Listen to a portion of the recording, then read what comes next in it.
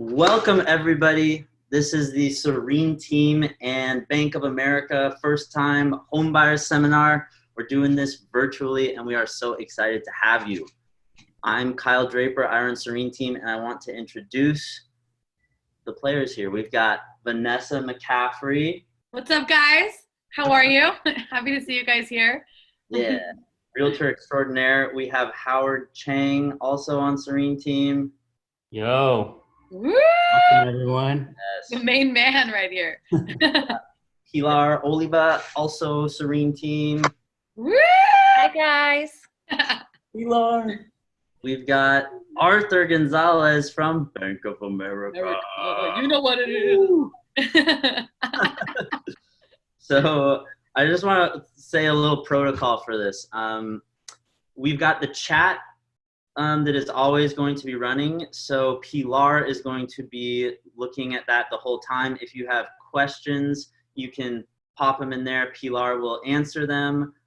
Or if it's more of like a bigger discussion, she will let us know, hey, you guys, like, here's a really good question. Why don't we talk about this? And then we're also going to have staggered Q&A sessions where we just open it up. And if you have any issues, you can address them there. Pilar, I just got a text saying the meeting ID isn't working for someone, but obviously it's working here. I'm just going to send her the link. But okay, I want to talk real quickly, just in general about like what home buying really means from an investment standpoint. Because it is, it really is a special investment vehicle here when you think about it. So when you buy a home, assuming that you have a loan, you have yourself and then you have the bank as your partner. And there are loans, Arthur's gonna get way more into the finance side of this, but you can buy a home with only 3.5% down. That means that the bank is really like 96.5% buying this property, right? However, in 2-3 years, 5 years, whenever you go to sell it, you're gonna be sitting on a good amount of appreciation, most likely. Let's say $100,000.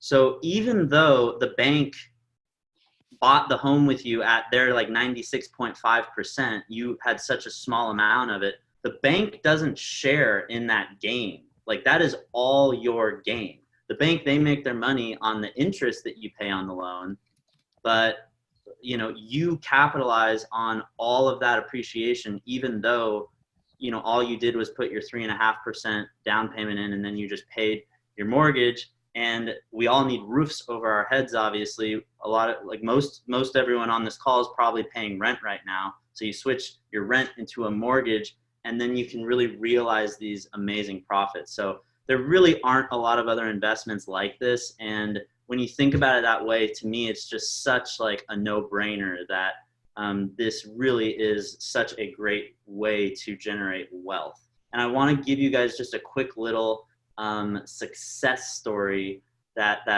illustrates this concept pretty well. So I'm going to share my screen here with y'all.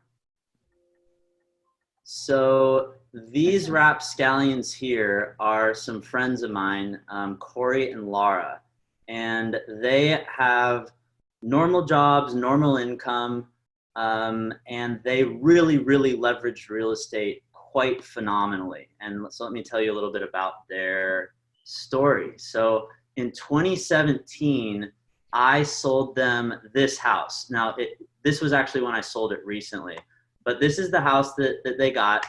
It had been flipped a few years prior to when they bought it, and they didn't really do a whole lot to it. They have great taste, so their furniture and everything's great. It photographed really well when we went to sell it. But I got them in this house for $515,000, and this is in a kind of emerging neighborhood in Northwest Pasadena. And so Corey reached out to me, when was this? Maybe like 6 months ago, and said, Kyle, I found this property. It is my absolute dream home. Let me show you that one. It's this one.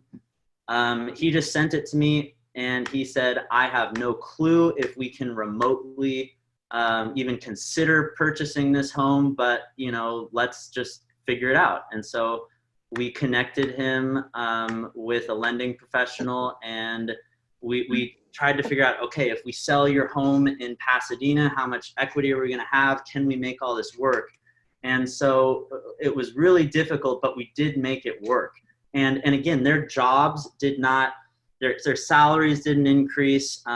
They were really just kind of on a natural path, but they were able to go from this really small 2-bed, 1-bath, 780 square foot home into their dream home, just about 1,500 square feet. This home has a pool, a big yard. They were able to do that after only 2 years of appreciation on the first home that we got them. Because we sold it for $600,000. So, there's of course realtor fees and stuff involved, but a huge chunk of that difference between $600,000 and $515,000 contributed to their ability to put a down payment together for their dream home. And so, that story is just such a good example of why it makes sense to get in the real estate game as soon as you really can. Because I talk to a lot of clients early on in the process, and they say, well, I can only afford, this property right now, but I kind of think I should just wait until I can afford my dream home. And what they fail to really understand is that it's going to take you so much longer to save up for your dream home if you're only counting on your vocational income to contribute to that. But if you get whatever property you can afford right now, the market is going to be appreciating. Real estate, it has its little ebbs and flows, but you're probably going to be in your home for 5 to 7 years. The example I just gave you was only 2 years, and it happened to work with the market cycle. But most people stay in their home about 5 to 7 years. And so, it's so much better to just get into your first property, so that then on top of, as the years go on, you'll save more money. Hopefully your job starts paying you more. On top of that, you'll then have this big cha-ching you'll get from selling your first home, and that'll help you get your dream home a whole lot quicker. So just wanted to share that little success story to get you guys excited about the process right now. And before I let Arthur take it away with all things mortgage, I wanted to just kind of address a couple things right now. Because obviously with COVID-19, shit is really weird right now. And the market is weird. It is very possible for deals to go through right now, but the lending right now, the restrictions are a bit tighter than they are normally. And so we're going to talk a little bit about what's going on in the market right now, but I imagine that if you're on this call, home buying is something that you're not looking to do in the next couple months while the world is so weird. So we're really not going to dwell too much on the current state of things. We're going to talk more about just in general what this process looks like, because a bunch of you on this call might be 6 months to a year to 2 years to 3, however long.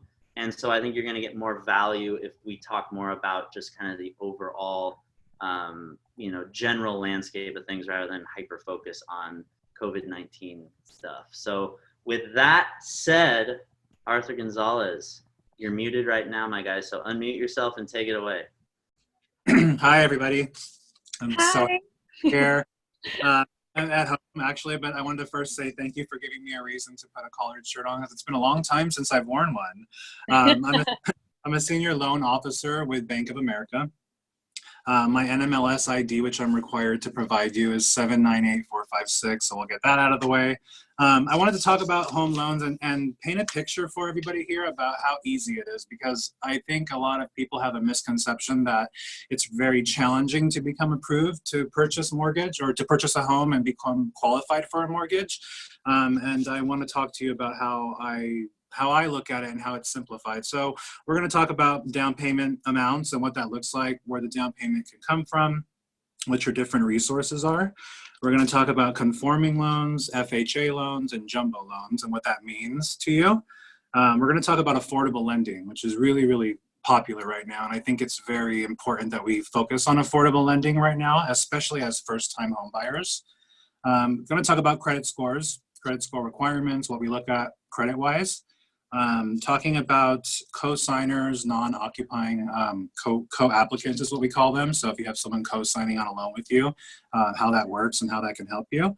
And then just an overall fundamental idea of what banks look for when it comes to finance, because like Kyle said, right now, we're in a state of flux, but the basis of finance has fundamentals, right? And there's certain steps that we can take and things that we can do to prepare ourselves and to be in alignment with what banks look for when it comes to mortgages. So with that being said, with that being said, with down payment amounts, let's talk about affordable housing first. So we have a program called Affordable Lending. It's an affordable housing program, and these are for properties that are located in low to moderate income census tracts. So every different community is designated a census tract based on the general or average income in that community. So if there's low to moderate designations, we're able to do special things in those markets. I wanted to use where I live as an example. So I live just outside Dodger Stadium in Lincoln Heights, northeast of downtown LA, right outside downtown. My neighborhood is considered a low income neighborhood based on the median income. So with affordable housing, Bank of America offers grants in these neighborhoods if you qualify for them. And we offer as a bank a grant up to $7,500 for affordable lending, right? That's one grant that we could do. The property has to be in these tracts though when we're talking about that. So it can't be somewhere in a neighborhood that's not designated low to moderate income. And that's where you and I will work closely together to find out what those neighborhoods are. But we can put as low as 3% down, and sometimes we can put 0% down because there's resources out there for borrowers to help with down payment. It's called down payment assistance. And there's a lot of different down payment assistance options out there for people, and not all banks use them. So they have to be an approved Bank of America down payment assistance provider, but we have a lot of them. I checked just before our call, and I think I identified 10 major ones, which we can send in the recap email after if you're interested in finding out how you can qualify for down payment assistance. But essentially you're coming in, you have the potential to come in with 0% down in these low to moderate income neighborhoods. If you qualify. And what we're looking for is, and without getting too into the math, income limitation. So that's where the challenge is. So in these low to moderate income neighborhoods, we're looking at 150% of whatever the median income is for that neighborhood. So as an example, and most neighborhoods in Los Angeles, I checked Van Nuys.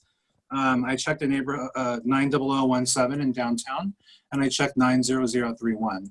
And the average income, 150% of the median income came out to 109,000.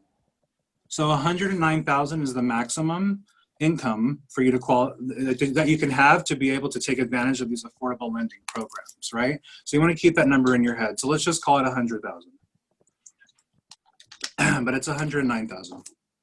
So if we're able to qualify you, we can find a property in these neighborhoods. We met the financial piece, right? We know that you make below the required amount.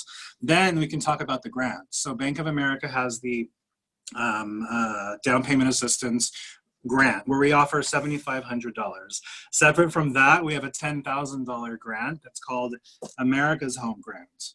So we're talking $17,500 potentially that could be used towards your down payment. That's not even your money. It's a grant from the bank, a grant from local government. It's not you don't have to repay it.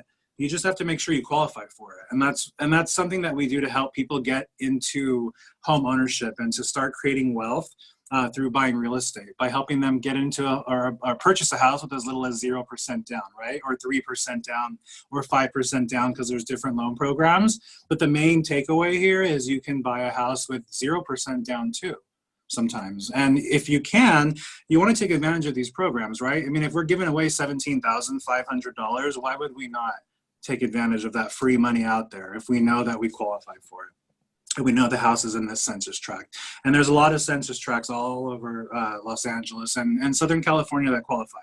So 3% down, 0% down. What's cool about this is you can do up to 2 units with our affordable lending. And we're not talking about FHA loans. We're talking about a traditional conforming loan for our affordable lending programs. So you can buy a duplex if you qualify and your income's there. And it's in that neighborhood, and you can qualify for the grant. You can take that money, put it towards a down payment, which will help you with closing costs. You can help it. It can help you buy down the rate, which we'll talk about a little bit later. And it'll just help your overall situation, right? If you're preparing to buy a home, and if you're on this call, I'm assuming most people here are taking the steps to prepare and buy a home. This is free money out there, and I want you guys to like walk away knowing that there's free money out there and there's resources for you to help you buy a home. So affordable lending, we talked about that. We have 2 different programs at the bank. One's called Home Possible. The other one's a Home Ready or affordable housing program. But the takeaway for you guys, without giving you too many numbers and too much information, is we're looking at minimum down payments, right? So just keep 3% in your head.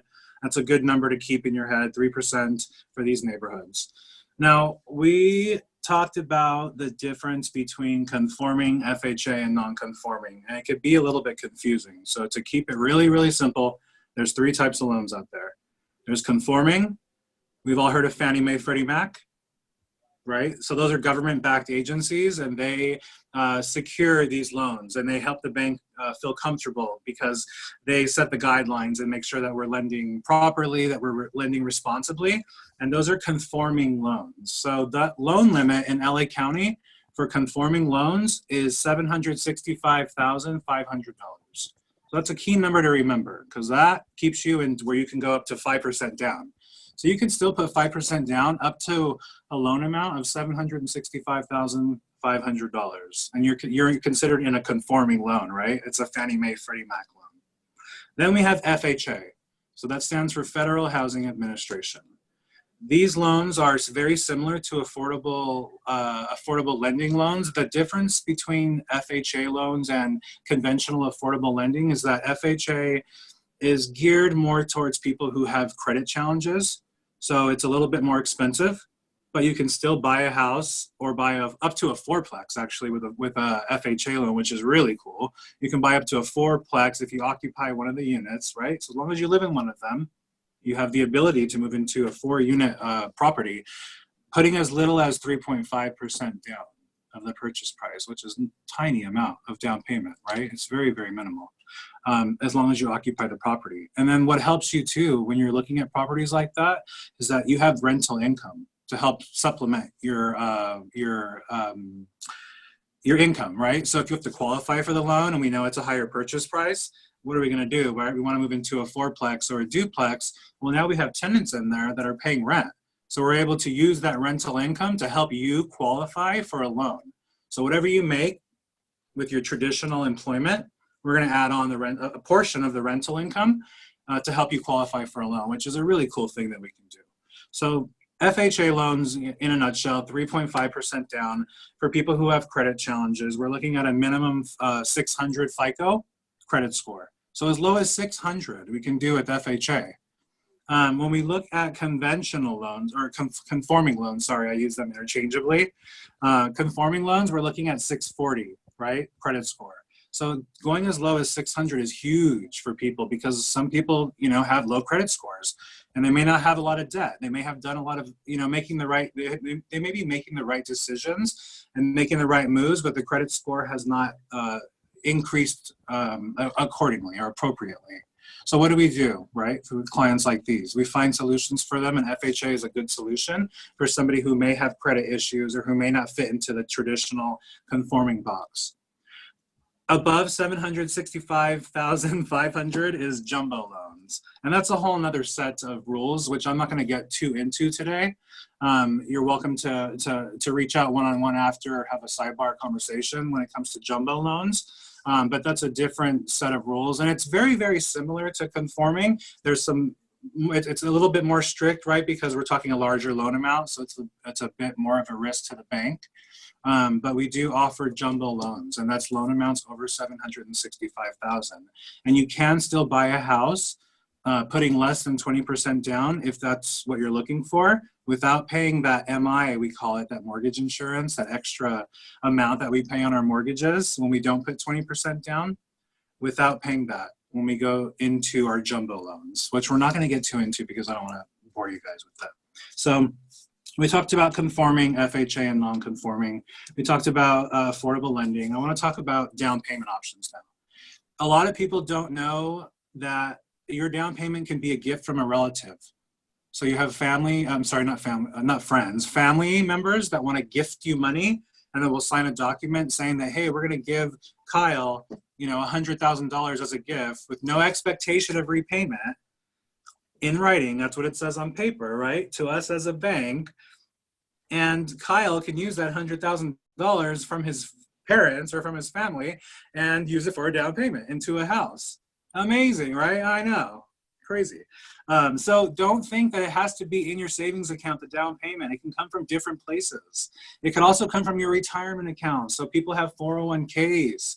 We have 401ks that are at old employers that we never rolled over, a lot of people. And I know because I've been in banking for longer than I care to admit, but people have different 401ks that they never moved from previous employers. Well, you know what? Most 401ks, most of them, allow you to borrow 50%, so you're not taking the money out and using it, right? You're not paying taxes on it because it's a tax sheltered account. Your retirement account, you're borrowing that money and using it for a down payment. So you can borrow up to 50% of your balances in your 401k. Now you want to check with your employer or check with the 401k holder because they're all different. And some companies have different nuances and different requirements, but key rule of thumb is 50%. So another option. So we have family gifting funds for down payment. We have 401k for retirement accounts that we can use for a down payment. And if you, since we're talking about retirement accounts, I think it's important to also put this idea in your head, and I have clients who've done this. Sometimes it makes sense to use your retirement account for the down payment in full and not borrow against it, but actually pay the taxes and walk away with the balance. It just depends. And everything's an it depends scenario when it comes to banking, unfortunately, so there's no blanket answer that I could ever give to anybody because the answer is always it depends. It depends on one thing, it depends on another. But the main takeaway here is that you guys have resources out there and ways to help you become homeowners. And I want to help you learn and remember and help you walk away knowing that, hey, I may have a retirement account, or I may have a family member who is willing to help me get it to buy a home. So just keep that in mind. There's also down payment assistance like we talked about, and then there's the Bank of America grants that we give.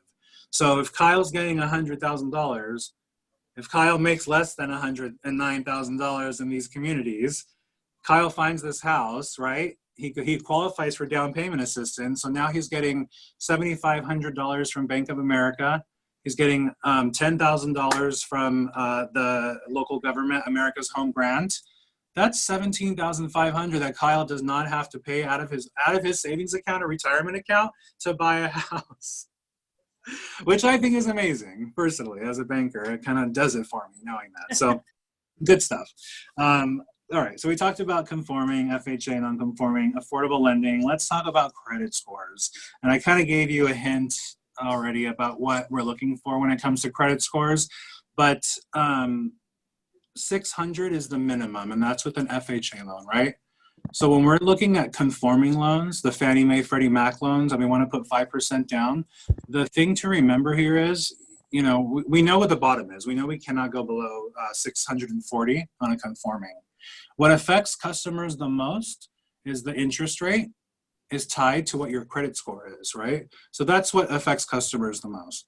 It's not so much, let me start again. If you meet the requirements on the credit report, on the credit score, let's say you have a 640, where you're going to see that impact you is what the interest rate's going to be.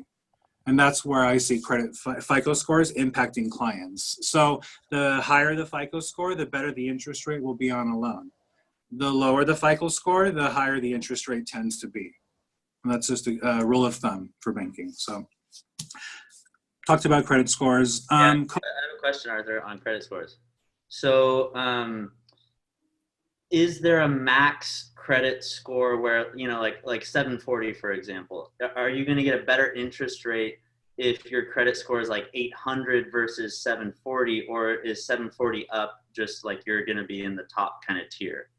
So it depends.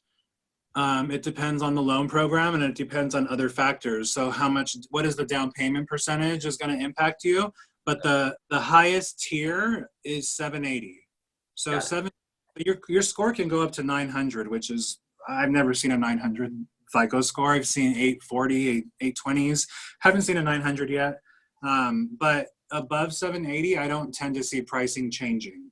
So the to the most competitive above 780 and above. Let's see. Oh, employee assistance housing. That's something important I want to talk about. So a lot of people here work for big companies.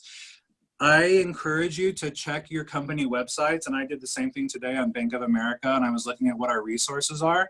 A lot of big businesses out there or out here have employee assistance housing. So they have these programs where they help their employees buy houses, and they give them part of the down payment, a percentage of it. And a lot of people don't know that. And I don't think it's something that businesses are necessarily going to advertise, because why would anyone really want to, heavily advertise as a business that we're giving away free money to their employees? But it's out there and it exists. So it's another resource for everybody here. If you work for a company, check with your boss and see if there's employee assistance housing resources for you, because that could help you with your down payment.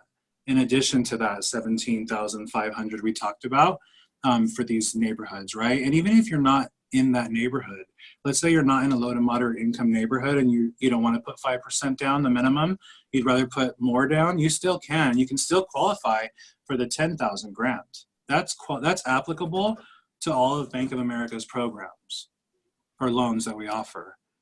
The only thing that you need to do is take an online certification, a class, right? A financial responsibility class, let's call it, homeownership responsibility 101. So ask your employers if they offer anything or if they have resources for you, because they often do, and it's great to use free money, in my opinion. Overall fundamentals of finance. So Kyle kicked it off great. I love the way you kicked it off. We're gonna talk about the big picture here and what banks look for. The best advice I can give my clients, and that I give clients when it comes to preparing to buy a house, is what banks are looking for is what you make versus what comes out of your checking account that shows on your credit report. So banks aren't looking at utility bills. Banks are not looking at your cell phone bill, your car insurance. They're only looking at what's on your credit report. And we're only using the minimum payment that's on the credit report. So there's different numbers that we use, and I'm going to use 50% as an example, because we're talking about affordable lending. So in these affordable lending neighborhoods, the banks use a calculation called debt to income. And to high level, keep it really simple for you, let's just say in a perfect world, we make $10,000 a month cash, right? That's before taxes, before anything. We just bring home $10,000. So 50% of that is $5,000, right? Half. So everything on your credit report and your new mortgage payment with taxes and insurance cannot be above $4,999.99, because you're going to be at 50%, right? And then that's the maximum. So that's something to keep in mind. The numbers fluctuate. Again, it depends. It depends on the loan program. So it could be 43%. It could be 45%. In these affordable lending programs that we have, it's 50%, which is great. FHA goes up to 55% in some cases. So, you make $10,000 a month gross before 401k, before taxes. $5,500 is your maximum out the door. And where I see challenges with with clients that I work with is a lot of people make really good money here, and they go and they get the car first. And my biggest takeaway, walk away today, is get the car after the new car. Wait, you keep your older car, keep your credit card balances low. And if you want to buy a house, start making preparations for that, and then get the car after. Because, when you go to a car dealership, they don't do these calculations like banks do. They look at your credit score and your income, and that's it. banks go deep and they look and they do actual mathematics and calculations because we're regulated, right, by the government, and we have to lend responsibly. So the biggest takeaway is if you're preparing for that, keep that number in your head, that path. You never want to overextend yourself on what's coming out of your checking account every month versus what's coming in. So 10,000 a month in, you don't want to go above 45 out with your mortgage, with the mortgage included in that, right? So fundamentals of finance, these are things that I don't think are going to change much. The numbers may change, but the theory and the principles remain the same. We want to be responsible and prioritize. I've had clients who make really, really good money, but they went and got a Tesla, and that's showing up on their credit report, and that's a lot of money. And I'm like, he's like, I don't understand. I make so much money. Why can't I qualify for it? Like, why is my budget so low? I'm like, well, because we have to, we have to account for that $500, $600, $700 car payment in our calculations. And if we didn't have that, that could bump you up a couple $100,000 in your budget, what you apply for. So get the car after, get the house first. Biggest advice I give to everybody. And then credit cards. So credit cards is another thing that I see. And it's important to remember that banks only use the minimum payment. We don't take your full balance. So if you have a student loan for $100,000, whatever your minimum payment is what we're going to use in our calculations. We're not going to use 100,000 and say, oh, this person has 100,000. That's very risky, right? We're not looking at the big number. We're looking at a monthly basis, what's showing up on the credit report. So very important, because that number could be really small, right? It could be deferred. You could be in medical school. We have doctors programs where we'll still lend money to people who are in school, who are in residency right now, who don't even have a job. We have medical professional programs.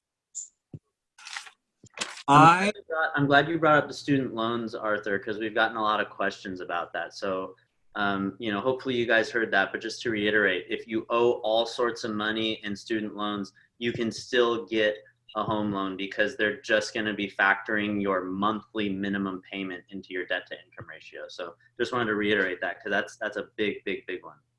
And if you're a medical professional, even more reason to reach out to me, because you can, move into a home without even having secured a job yet, because the bank has come up with a proprietary program where we work with medical professionals to help them. Because we know the hard work they put in, the commitment that they've given, they're vested and they have a lot of skin in the game, if you will. Right. And so the risk to the bank is a lot lower. And that's why the bank will lend to doctors, dentists who are still in residency, or who haven't graduated, or who may not have a job yet, but we know they're going to have a job in 6 months because it's the nature of the business. So things to think about. I came up with some scenarios for you guys. Wait, Arthur, real quick, because while we're on the what the bank is taking into consideration for the loan, we're getting some really good questions about for independent contractors, because there's a big difference between the money that we make versus the money that we claim on our tax returns. So why don't you just go into a little bit about, 2-year tax returns and, you know where I'm steering you, Arthur. So that's a good, thank you for bringing that up. Actually, that's a great question. 1099s, S Corps, tax sheltered accounts. What the bank is looking for when it comes to self-employment, we're going to look at an average, right? Because it's hard to determine what your income is if it fluctuates. So the way we, as a bank, calculate it is we look at a 2-year average and we look at your tax return. So we're always going to look for 2. The answer is always 2 for the bank. 2 pay stubs, 2 years W-2s, 2 years as an S Corp. However you're being paid, in order to qualify for a loan, we need to see 2 years of that type of income. So if you were a W-2 employee and then you switch to becoming a 1099, it's going to be a challenge, right? I have clients and I tell them, don't do it. Get the house first, because I know they want to buy a house. Don't incorporate and create an S corporation for tax purposes. People do that when they have a 1099 because the bank wants to see a 2-year history so that we can average it out. So what we're going to do is we're going to average out your past 2 years' income. We're going to look at your year-to-date income and see if we need to change that average. So it depends. Again, it's always an it depends question. It's never a blanket answer, but it's an average. Does that answer your question? 2 years average. So we want to see what is your average over 2 years. And if it's an incline, we're going to gross it up and we're going to give you the higher amount. And to be clear, you guys, they're going to be looking at what you claim. So, you know, and this is sometimes a strategy where if you really, really aggressively write off your expenses, you know, preparing to buy a home, you might want to talk with, you know, your lender and your CPA. I actually had clients that I just closed a deal on, and when they filed their 2019 taxes, for them to qualify, they intentionally were not as aggressive with their expenses because we needed a little more margin of income. So just something to keep in mind is that they're looking at what you're claiming, not just, you know, your 1099 income that you're getting. So I got a question since we're on the medical professionals. So what if they're a medical professional and they're self-employed, but they don't have 2-year history? I'm going to say that's an it depends question again. Okay. It depends. So like the bank is always looking at the big picture, and it comes down to, does it make sense? So does this make sense? Like, are we lending responsibly? Are we following the government guidelines to make sure that we're a responsible lender? It's an does it make sense question, and we have to look at the big picture. So there's different variables involved in that, and there's no black and white answer to that. Okay. It depends question, you know. But ask Arthur, right? Talk to Arthur. Got to talk to a loan officer and do the dance, and like it's all about strategy, and that's why we're here today is to plant these seeds with you guys and let you know that there's different ways that everybody here on these bars can help you. These bars, this is I've never said that before. Everyone here can help you. There's different ways. Everybody brings something different to the table. I'm glad you brought that up, Kyle, actually, because you know, as a Bank of America representative, I cannot give tax advice, but what I can say is it is so important that you communicate to your accountant what your goal is when especially if you're self-employed or you're 1099 employee, so that they know how to structure your taxes so that the banks feel comfortable with the risk level and the write-offs, like you mentioned. Because, you know, it's great when you do have that type of income, tax advantages for people. Great for taxes and for finance. So you're looking for financing with the house, you have to take separate measures. It's not a tax strategy. When you're looking to buy a house, it's more of a wealth building strategy. The best takeaway is it costs money to make money. We've all heard that, right? It costs money to make money. So sometimes we need to pay a little bit more in taxes and to show our income and show our financial strength to the bank so that they feel comfortable to lend. Once you have your loan, you can do whatever you want after that. You know, granted, you may want to refinance again. That's something different, but you can do anything you want after. We want to get you into the house first and help you become a homeowner and take that first step so that, like the example in the beginning, you're tapping into that equity potential in Los Angeles that we all want, right? We all want that step up in equity. We want to get into that house and then sell it a couple of years later. Because most people's first house is not their dream house. It's a starter house. It's a first-time house. You want to hold it for a couple of years, put minimum down payment so you can put your other money to work in a different way for you, and then walk away from that property maybe and use the equity and use it as a down payment for a bigger house or a better house for you. So it's all about strategy. Any more questions I can answer? Can we chip away at some of these questions here that I have, because we've got quite a few. So I'm going to start from the top, if that's okay, Arthur. Yes. Question from Tara. Sorry if I butchered that. I've been told it's more difficult to find a home with FHA financing due to competition. Is this true? And if you could elaborate more on what's going on with FHA just currently. Well, here, let me take that one actually, because that's more a realtor question. So if it's a competitive multiple offer scenario, sure, the seller is going to pick most likely, you know, if all things are equal, they will likely go with a higher down payment offer that might not be FHA. FHA does have a little stricter conditions requirements for the property. but having said that, it is and this is where you need to work with a good realtor, because there's so many factors in submitting the offer. Your realtor's reputation in the community has a big play. So we can absolutely get FHA offers accepted, but yes, all things considered, if everything is equal, a seller is likely going to go with one that has a little softer property condition requirements and a little higher down payment. And I'll get into the reasons for the down payment preference a little bit later in my presentation. And the second part of that question is nothing has changed for us at Bank of America with FHA. There is no changes, so everything is the same. It's business as usual right now. So 3.5% down. You could buy up to a 4-unit again with the FHA. Excuse me. My job as a mortgage banker is to try and find out if I can get you out of FHA because it's more expensive. So it is more expensive in general. It's not the ideal product for you. So if I can find a way to fit you into our conforming loan and an affordable lending program, I'm going to do that. And that's why you want to work with your loan officer really closely, so that we can find a strategy with your realtor also to get you into your house with the least amount of down payment possible and the least amount of headache. You just answered Joe's question, by the way. So awesome. Awesome. Love it. Pilar, what you got? Yeah, so Brian and Bobby, we're going to address your questions after Kyle has talked a bit about coronavirus and the foreclosure market. I'm going to skip ahead and go Tiffany. Arthur, you were talking about grants. She wants to know, is that income limit for those grants based on your pre-tax salary? That is based on pre-taxes, yes. So we're using the gross amount always. We always use the gross amount as lenders. So before any deductions come out of your check, we're using the amount that you're actually being paid. Absolutely. Okay, Nicole, I think we talked about student loans already. So she's just kind of asking if there's student loans out, but I'm paying down. Does this hinder my ability to qualify for a different loan?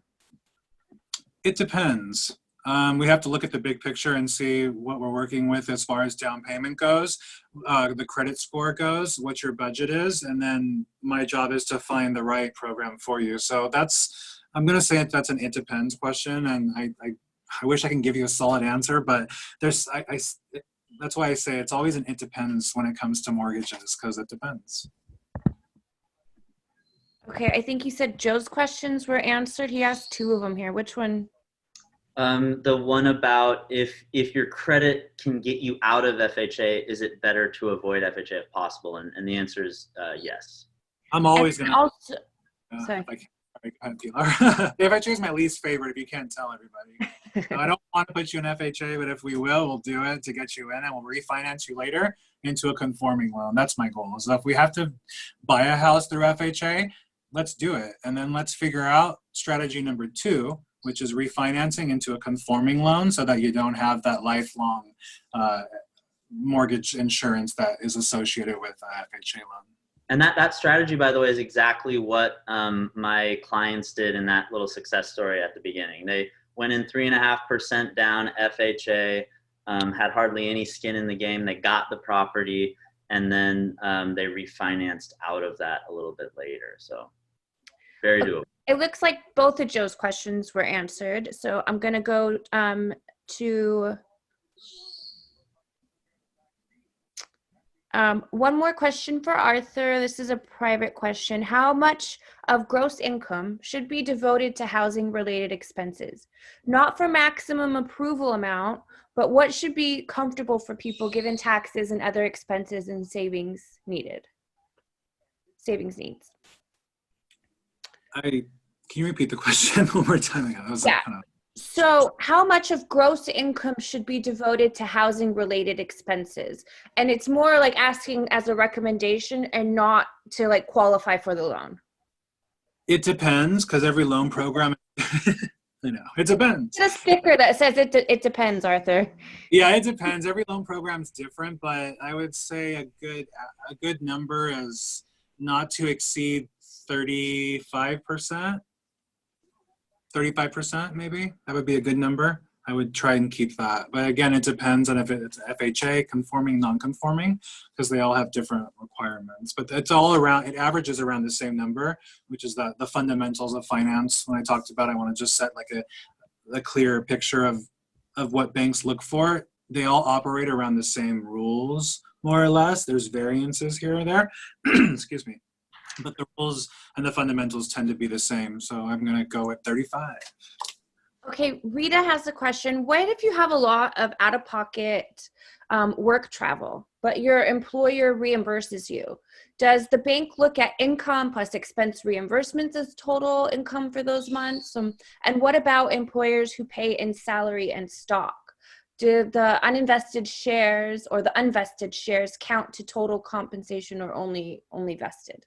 That's What an was that? amazing question. Wow, I love that question. Was it two- A lot of them. I can break it down if you need me to. Too. Yeah, sure. Yeah, what's the first part again? There was a couple of So the first one is like I use my personal credit card for work expenses. So like I was just in Europe and New York and places like that, right? So I have like $5,000 to $7,000 of expenses there, but I get immediately reimbursed. I was just interested in the debt to equity ratio, and you're saying they're looking at minimum payments, but they might not be counting those reimbursements in terms of total income, so it can skew the ratio. How do you guys counter for that? I love that question. So we don't count it because your business is paying you for it, right? So we're not going to use it. We're going to ask for proof of, right? So we can show a paper trail that the business is reimbursing you for it, but we're not going to hit you for that per se. Got it. And you'll see the extra income coming in as we get reimbursed. Exactly. Yeah, we're going to ask proof, however that is, if it's, a credit to your account, if it's in your employment contract on your paycheck, it'll match. We'll do the math. We'll make sure it matches that. I mean, I have a corporate card. We know how strict it is, and reimbursements are.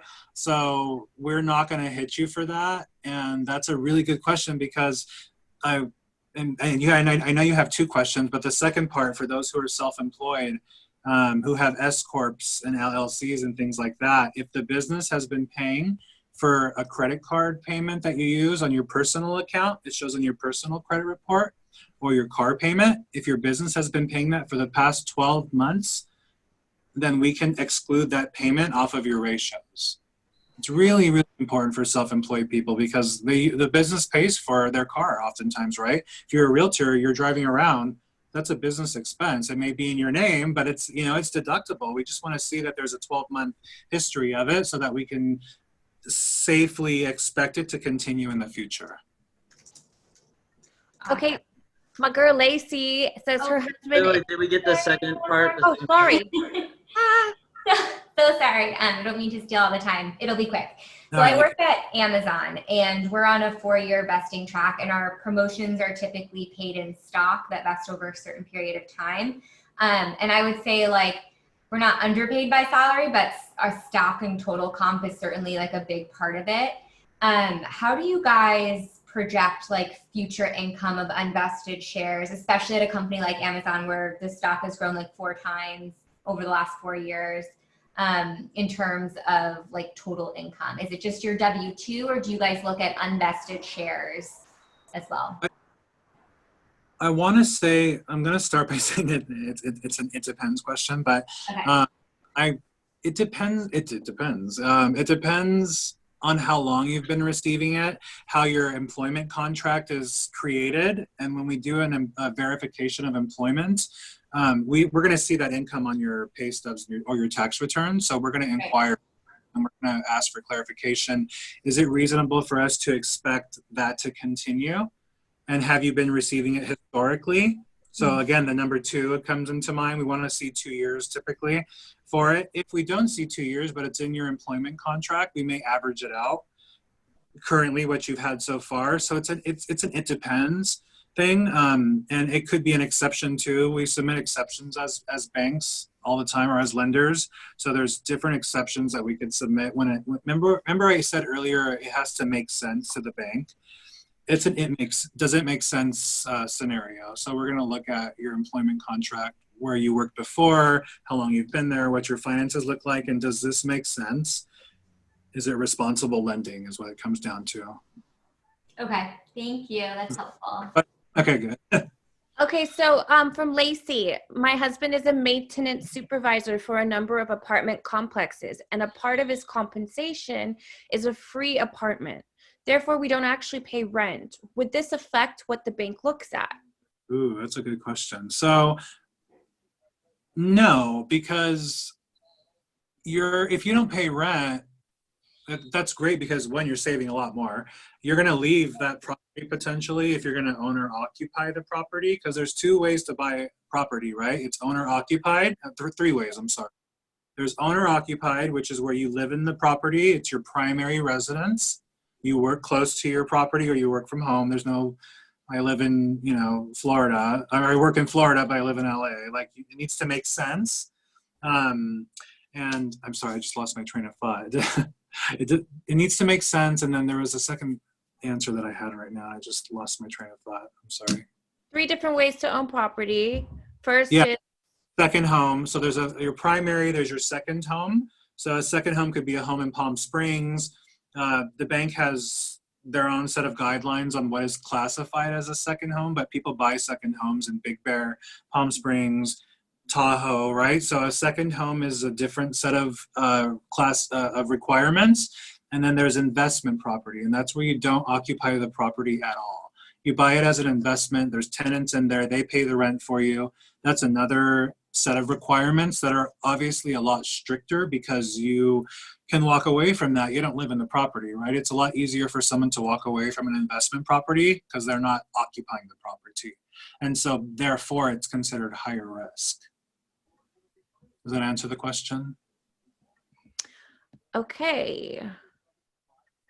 How does expense ratio work for a home loan? What do you mean? Brandon? I think this is probably like what you were saying earlier with like the 50% debt to income. I think that's what the question is. So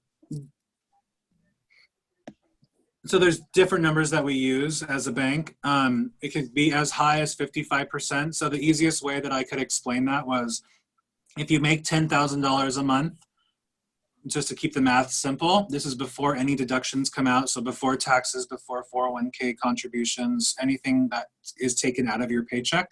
If you bring home $10,000 a month, and let's say our debt to income is what it's called, debt to income ratio is 50%.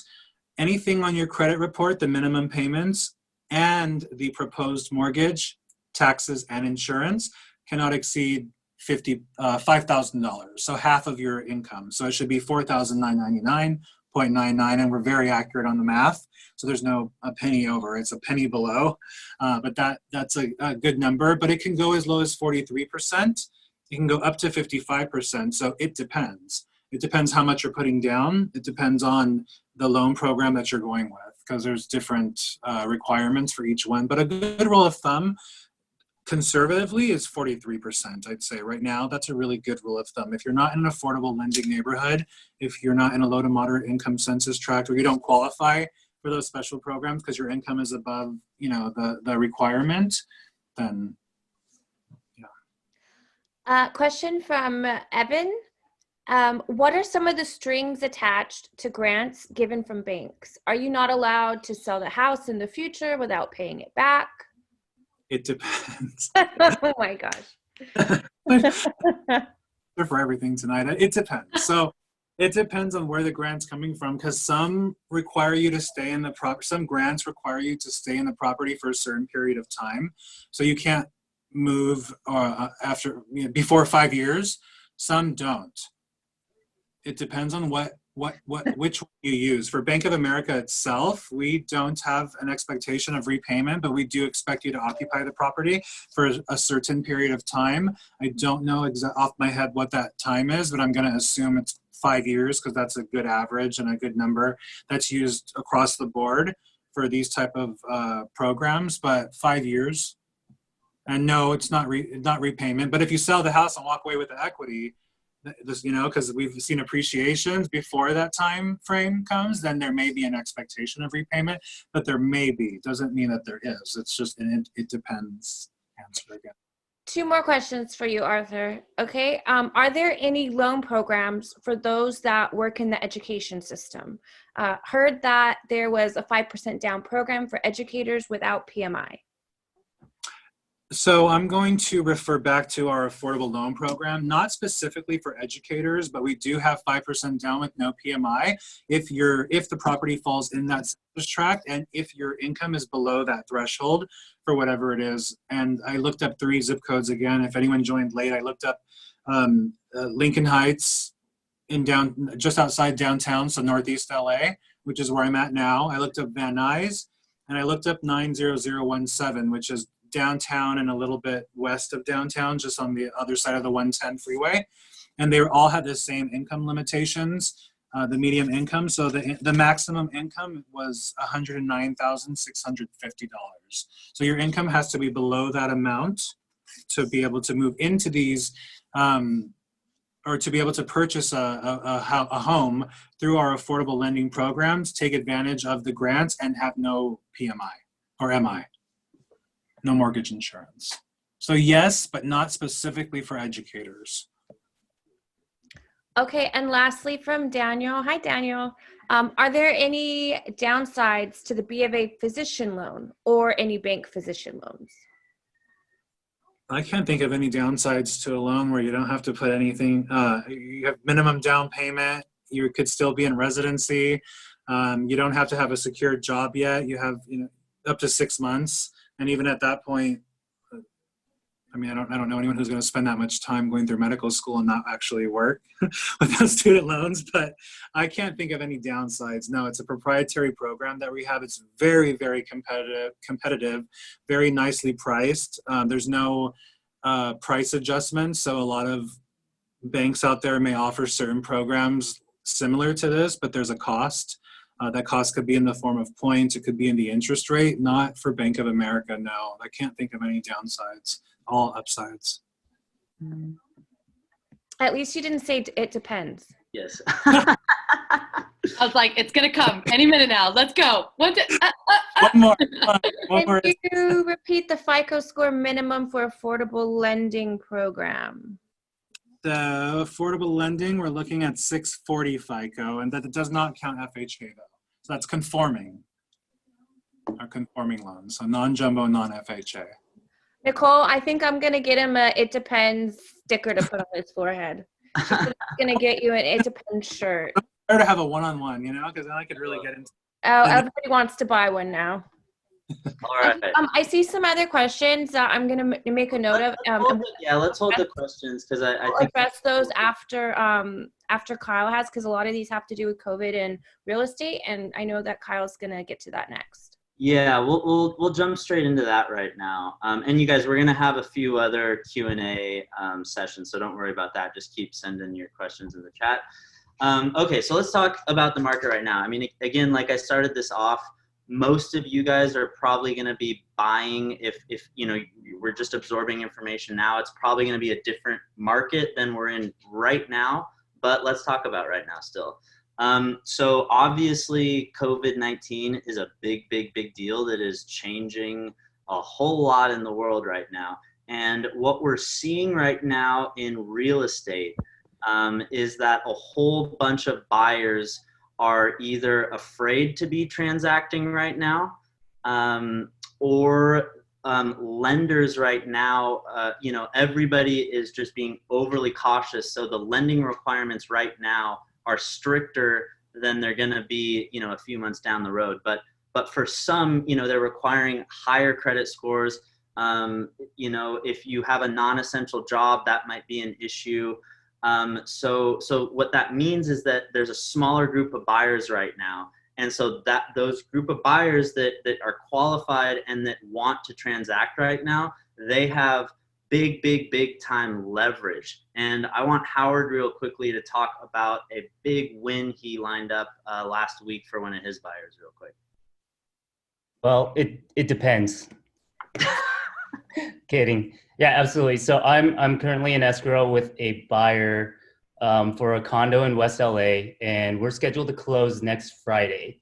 A little bit about this condo. It's a 2-bedroom, 2-bathroom, 2-story modern condo.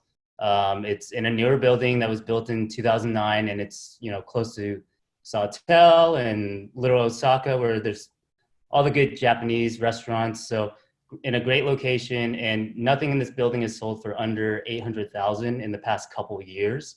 So, the sellers actually, they priced this home pretty well. I think they were trying to price it ahead of the market, and they listed it at 750,000. So, it was on the market for a couple of weeks, and we knew that they didn't have any offers, so that, they really didn't have a lot of leverage. But still, we submitted an offer that was, high enough to at least get the conversation started. And then, we went back and forth a couple of times and with some counter offers, and eventually we landed at 700,000. So, just think about that. Yes, exactly. 700,000. Our buyer ended up landing this really nice condo, pretty much $100,000 under what this condo probably would have sold for, pre-coronavirus, like a month or two ago. And it's just really crazy because we're, as realtors, we're the boots on the ground, and we're seeing this, from our vantage point, it's like there's so much leverage in this situation. Is like Kyle said, it's the buyers that are still able and, fortunately still have stable and steady income and have money saved up. They can really leverage just the marketplace that we're in, and take advantage of this shift in this market that we're seeing. Yeah. And we've had a couple other big wins where we've been able to really get the price slashed down a bit. We also are approaching some sellers who don't seem to think that they really need to drop their price much. So it really is just a case-by-case basis. And I don't want you guys thinking that, COVID-19 has everything down $100,000. This is like just anecdotal stories here. But Serene Team shit, you know what I mean? Exactly. But the takeaway is that, there are definitely opportunities right now. And then so what's going to happen moving forward?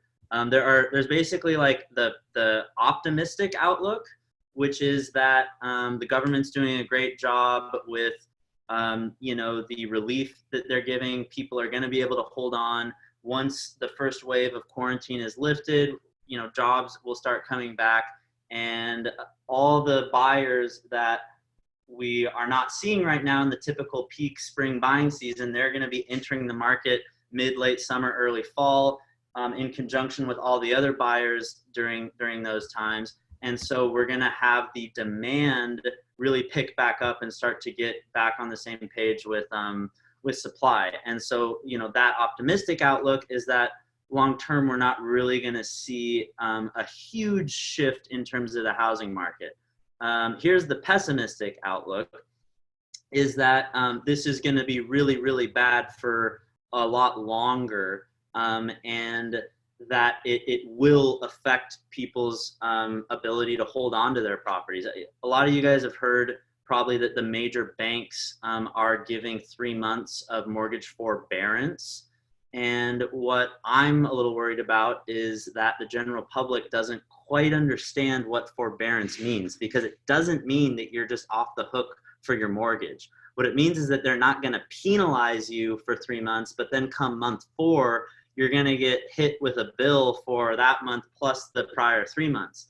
And so, people are going to be like, I can't pay that. And so they'll work something out with the bank where it'll be spread over, however long it'll be. But probably for a period of time, people are going to be looking at like double mortgage payments, and people on fixed incomes are just not going to be able to do that potentially. And so down the road, it's possible that we see a good amount of foreclosures. And when that happens, that's when, prices will come down a little more long term. So, none of us have crystal balls here. We don't know what's going to happen. I think it's a great time to purchase either way, whether the optimistic outlook comes or the pessimistic, if that reality comes. And here's just something that's really important to keep in mind, you guys. Like, timing a market, obviously, if we can do that, that's awesome. But like, nobody has a crystal ball. And what you have to understand is that, like let's say you buy now or in 3 months, but then the market, dips for like 3 or 4 months after that.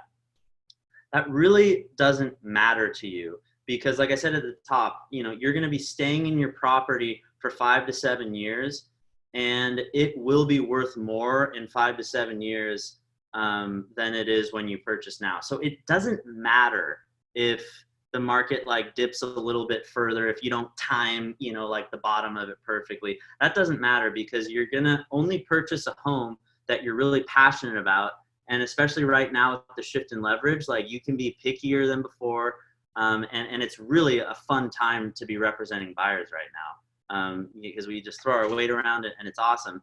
And so, yeah, if you go on Zillow 3 months later and the Zestimate is a little bit lower, first of all, those estimates are completely inaccurate. But theoretically, let's just say that it's saying your home's worth a little bit less. It doesn't matter because you're going to still make so much money on it when you sell down the road. So that's what we're looking at right now with kind of, the COVID market and, just some thoughts on the longer implications of what's going on. But I certainly think that it's just this phenomenal time to be buying right now. So let me talk a little bit about like what that buying process looks like. So, step number 1 is to do exactly what everybody on this call is doing, which is to educate yourself. This is a big deal to buy real estate. It's for most people, it's going to be the single biggest investment that you make. And so you need to educate yourself, and talking to lenders is a huge first step. Talking to realtors is a huge first step, and doing what you're doing now. So kudos to everybody because, it shows that you're serious about this, and, gold star for y'all. So part of that education is going on the internet and starting to poke around with like the different neighborhoods. You can see, kind of how far your money goes in different neighborhoods. And you can also like really roughly play around with online mortgage calculators. As Arthur made it very clear, everything depends. So, you're like what you're looking at with your online mortgage calculators is not going to be, what is actually going to be told to you once you actually get pre-approved, but it'll give you just a general understanding of, okay, if I put 20% down on this property, that means my mortgage payment is approximately this. You know somewhat what you're comfortable paying. As Arthur made it clear, like the bank is going to have their strict guidelines, but that just gives you kind of a rough idea. And then it's really important that you start making your relationships with a real estate agent and a good lending professional, because we're really the people that are going to be guiding you through this process. And once you're at the point where you would even remotely be considering potentially like wanting to buy, you have to get pre-approved for your loan. That is so important. That's where you will actually like meet with somebody like Arthur, and he'll tell you exactly all the financial documentation that he needs. He'll give it to them, and then he'll say, okay, at this, if you put this amount down, you're pre-approved for this purchase price. If you put this amount, it's this. And then he'll also be able to show you what that looks like in terms of what your monthly payment is going to be. Because I work with a lot of buyers that if the bank says, hey, I can get you a loan where the purchase price is, $900,000, my clients are comfortable going under contract at $900,000 and basically maxing their pre-approval out. I have other clients that don't want to go anywhere near the figure that the bank says they can lend them on, and that might be because they want to save money to travel. Maybe they know they like to spend more money than most people on, the finer things in life, like nice restaurants and all that stuff. So what you are comfortable spending. And so that's where you're really going to have a conversation with the lending professional. And then that's going to get us really the budget that you're then going to give to your real estate agent and get your search set up and everything. So yeah, step number 1 is number 1 is educate yourself. Then number 2, get connected with a great lending professional to get that pre-approval. Because you don't want to waste anyone's time. And so making sure that you're looking in the right budget is so important, to one, not waste your time or your realtor's time. And then number two, if you find a place and you fall in love with it, the seller isn't going to consider your offer without your pre-approval. So I've had this happen before where the client just falls in love and they want to write the offer, but they're not yet pre-approved. And it can take maybe like a week or so, because there's sometimes, back and forth, some questions have to be answered. And it really sucks when you miss out on that opportunity to submit your offer just because you didn't have your shit together. Getting your shit together means getting pre-approved. So get pre-approved. All right. So once that happens, you're then going to work with your realtor and you're going to get your search set up. They'll be able to advise on maybe some like emerging neighborhoods. We'll get into neighborhoods a little later in this, but it's really important that your realtor like has expertise in the neighborhoods that you're interested in, and make sure that everyone here is a first-time home buyer. Make sure that they specialize in first-time home buyers, which obviously we do over here. Little sell there. You don't want to be talking to like your dad's realtor buddy who only works with investors, because you're not there and they're going to treat you very differently than somebody who specializes with first-time home buyers, where we explain everything. We handhold you the entire way through the process. So that's really important that you're on the same page. And then you'll just get your search set up and you will, pick homes that you like. You'll go tour them. And you'll eventually get to a point where you want to write an offer on a property. And so the first step once you get there is you'll want the realtor to run comparable sales on that property. And what comparable sales are is they're going to look at like in the close geographic proximity to this property. We want to make sure that they're all very similar homes we're looking at. So homes that have similar square footage, similar lot size, similar bedroom bathroom count, because we want to figure out what market value is, because it doesn't mean anything what the seller and listing agent decided to price the home at. That means nothing. We want to figure out what is market value, because maybe they overpriced it to leave a little bit of room to negotiate, which is something that we're seeing now in the market, as the expectation of multiple offers is a lot lower than it was before, when we had this red hot market where you could expect multiple offers. Or maybe they underpriced it, which is what people were doing in the pre-COVID market, because if it's a cute home in a desirable neighborhood, if you underprice it a little bit, you do that to generate excitement and then hopefully get multiple buyers that then bid the price up. So that's where it's super, super important that you're not really looking necessarily at what the list price is. You want your realtor to lend their expertise to you, to tell you, look, this is what I think it's worth. And then we're going to put together our offer submission strategy based on what we think it's worth. And so the next big part of this is you really need your realtor to communicate with the listing agent, because obviously it makes a big difference on your offer strategy if there are other offers that you're going to be submitting and then you're basically trying to win a beauty contest. Or if there's no offers, then you have room to negotiate and to try to put deals together. And that's more and more and more what we're seeing in this market is, oh my God, we can actually negotiate. That's cool. I like to negotiate. I like winning beauty contests as well, but it's a whole lot of fun when we can really create like big financial wins for our buyers right now. So yeah, that's super important to get the context. And I always ask too, I say, is there anything in particular that the seller is looking for?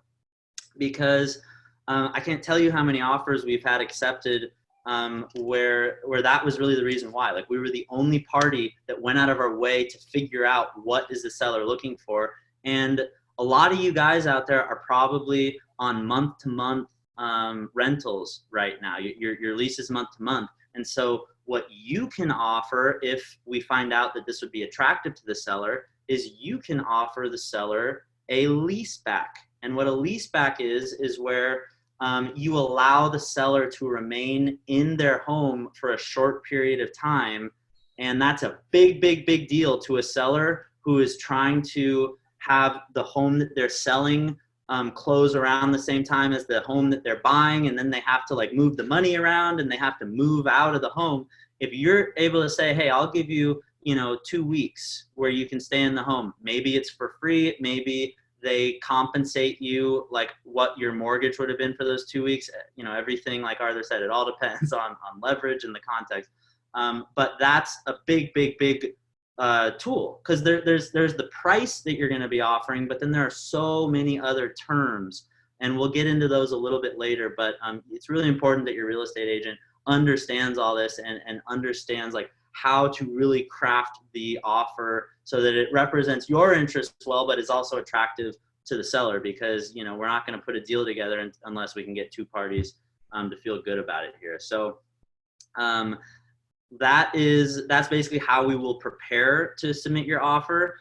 And then once we submit the offer, like I was saying earlier, it'll either be where we're one-on-one negotiating, or if there are multiple buyers that have submitted, the way that normally works is the seller will say, all right, I got 5 offers, and we're issuing a best and final counter, which basically just means like, we're not going to go back and forth. We're not going to like pin people against each other. It's just one round of give us your best shot. And so that is always really, really, really hard for buyers to just figure out, well, shit, like what does that mean, best and final? You obviously don't want to overpay, but you also like don't want to lose the home by a really small margin at the same time. So that's where having a good buyer's agent really comes into play, because hopefully, like the buyer's agent is able to get some kind of insider information from the listing agent, get a better sense of, okay, what was the highest offer on the first round, and just get as much context as possible so that we can inform you and put you in the best position to hopefully win. And obviously you're going to decide what price it is, but we just want to give you all the context possible so that you can make the best decision. Okay, so the next step of this process is the seller accepts your offer. Woo! That is awesome. Those are my favorite phone calls to make, actually. I might fuck with you a little bit and pretend that you didn't get your offer accepted. So that's always super fun. Or mean. No kidding. I know. I've got some good videos actually of that. Really? Oh, you should share those. Those are I rad. will. There's one on my Instagram. But okay, so once we have your offer accepted, that then starts the escrow process. And the escrow process is basically the period between accepted offer and then you actually owning the home. And there's a lot that happens here, so let me break it down. The first thing that you're going to do is you're going to submit your earnest money deposit, which you can just think of that as like, your deposit here. And it's 3% of the purchase price. So that's not your down payment. This will eventually go towards your down payment, assuming we make it to the end of the escrow. But it's pretty standard in Los Angeles for the earnest money deposit to just be 3% of the purchase price. So you're going to wire that to the escrow company. The escrow basically serves as the middle person between buyer and seller, and thank God they exist, because sometimes things get a little tense and it's really good that there's a middle person holding the money and all that stuff. So you're going to submit your 3% earnest money deposit, and that is money that basically ensures that you as the buyer play by the rules of the contract. What does that mean? That means that if you want to cancel the deal and you expect to receive that 3% money back, you need to use one of your contingencies properly. And I'll explain these contingencies. So these are basically like your get out of jail free cards. So your main ones are the inspection contingency, and we'll go deeper into inspections, but basically if you inspect and there are issues that come up and we can't negotiate with seller for a resolution that you feel good about, you can use your inspection contingency to kill the deal, and escrow gives you your money back. Your other main ones are the appraisal contingency. So any offer that is financed, the bank is going to require that the property has an appraisal. And so this is the bank just wanting to make sure that you're not overpaying for the property, because if you default on your payments and the bank eventually forecloses on you and possesses the property, they're going to then try to sell it themselves, and they don't want to have issued a loan for a property that is worth less than what their loan was issued for. So so that's another area where if the appraiser says, hey, your purchase price is 800, but we only think the property is worth 750,000. If we can't renegotiate or try to restructure some things, you'll have your appraisal contingency and you can walk away from the deal and get your money back. And then the last one is your loan contingency. And generally things go generally we don't have issues with that, because you're going to be really great. You're going to be working with Arthur and he's going to have your stuff up front. But as he said, do not go and buy a car in the middle of this deal. Don't buy a car like leading up to the deal either, but especially in the middle of the deal. Don't do that, because that's going to change your debt to income ratio. Some clients, they want to spend thousands of dollars buying furniture for their new home.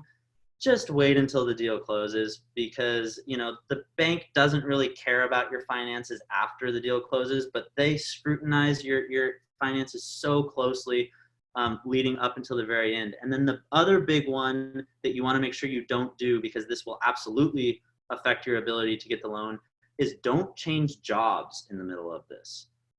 Even if your new employer is going to be paying you more money, I'm pretty sure that the bank needs to see 2 months of income from this new job before they can even factor it in. So I've definitely had a lot of deals where the client's like, hey, great news, Kyle, like I got this new job. And I'm like, you need to talk to them, and this has to happen like right after we close. It shouldn't happen before, because the bank, right before they issue loan docs at the very end of the escrow, they will verify your employment.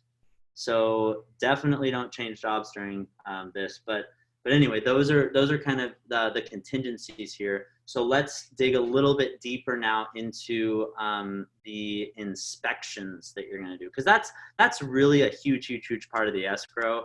Is you're doing your due diligence on the property. You want to learn everything that you can about this and make sure that you feel good purchasing it. And if there are things that come up and you need to renegotiate with the seller or get credits or have them fix it, that's really what this what this process is for. So what we recommend for single family homes are 3 inspections, and there are so many more inspections that you can do, but something to keep in mind is that these inspections, they cost money. And if you cancel the deal using one of your contingencies, yes, you'll get your earnest money deposit back, but you're not going to get your inspection costs back, because you hired an inspector, they came out, did their job, gave you the report. They don't care if you went through with the deal or not. So the ones that we recommend for single family homes are a general inspection, which is exactly what it sounds like. It's general. You're going to have somebody who knows a whole lot about homes. They're going to look at just about every system, and then they're going to give notes on if you want to get a specialist out there. So for example, the general inspector is going to go under the house. They're going to look at the foundation. And if there are problems with it, they'll tell us, and they'll say, hey, you should get a foundation guy out here, because there's issues, and that's something that you're going to want to know exactly what it costs and potentially, negotiate that out with the seller. So we got the general inspector, we've got termites, because sellers generally will pay for termite work to be done. Nothing is set in stone. There are no hard rules, but generally a lot of times sellers will be willing to do that. So you might as well inspect, and you might as well ask seller to pay to have, whatever termite work needs to be done.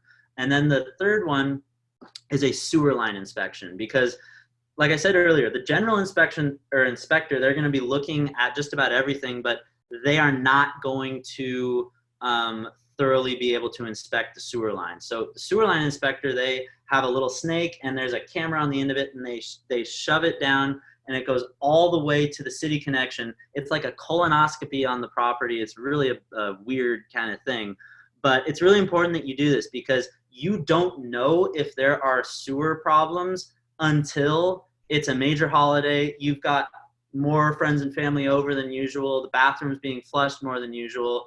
and then it backs up into your property. Like that's when you find out you have sewer problems unless you actually do these inspections. And it can be very expensive to fix some of these issues. Like I had a deal recently where we negotiated a $20,000 credit from the seller because a whole lot of the line was in bad shape.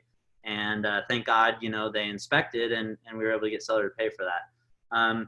So those are the three main ones for a single family home. And then, like I said, we'll let the results of the general inspection dictate whether we need a roofer out, a mold specialist out, an electrician out, a plumber out. You know, really the list is just infinite almost.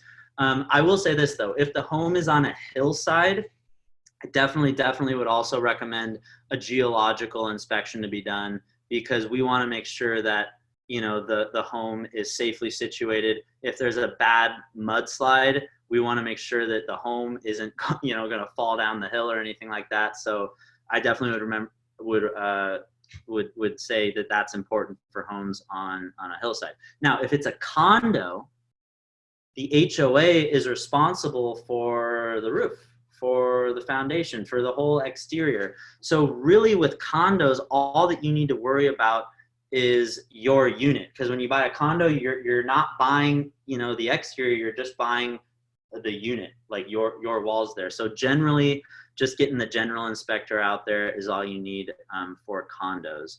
And then we're going to be figuring out all the problems that come up, and we're going to be putting price tags on these problems, and we're going to negotiate with the seller at the end of your inspection process. And like Arthur said, it depends. Like there's really no rule in terms of like, should seller pay for this or should buyer pay for this? It depends. You'll have stubborn sellers and you'll have generous sellers. I will say that as a general rule of thumb, it's a lot easier for me representing buyers to lean into health and safety matters. So, you know, if there's like electrical problems or something like that, that's a fire hazard. You know, I have a lot more leverage to really push on the listing agent to get their seller to help out with stuff like that. You know, mold is obviously a health issue. Foundation, anything structural is definitely something we'll want to lean into. And hopefully we get to a point where, you know, it's another negotiation, and hopefully we get to a point where seller is going to offer you an amount or fix some of these issues, and get you to the point where you feel good moving forward with the deal. This is really like the most pivotal moment in an escrow, by the way. So a lot of deals fall apart here. They really do. But yeah, a lot of them still obviously move forward, and that is just, yeah, a big part of it. Like I said, there'll be the appraisal, and you'll also have your loan. I already talked on that. And then the way closing works is a few days before we're actually supposed to close escrow, your lender is going to issue you your loan docs. You will sign those with the notary. And then the next day, your loan will most likely fund. That's also when you're going to send the rest of your down payment.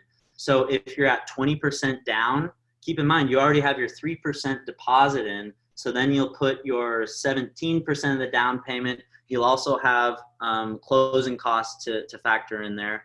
And then the next day the deal closes, you're officially the homeowner, and we come over, we give you the keys, we drink champagne, we do the whole thing. So real quickly, you're probably wondering about closing costs, as I mentioned that. So what closing costs are is additional funds that you need to just close the deal, basically. So that's the escrow company, they're going to have a fee that'll probably be like, you know, a couple thousand or something. Your lender, they obviously need to get paid for what they do. So that's a part of the closing costs. You're going to be prepaying part of your property taxes and your homeowner's insurance. So that should make you feel a little bit better, because there are some fees, but a lot of your closing costs are you just prepaying some stuff that you obviously would have paid for anyway. And in general, you can ballpark around like 2% of the purchase price are around what your closing costs are going to be.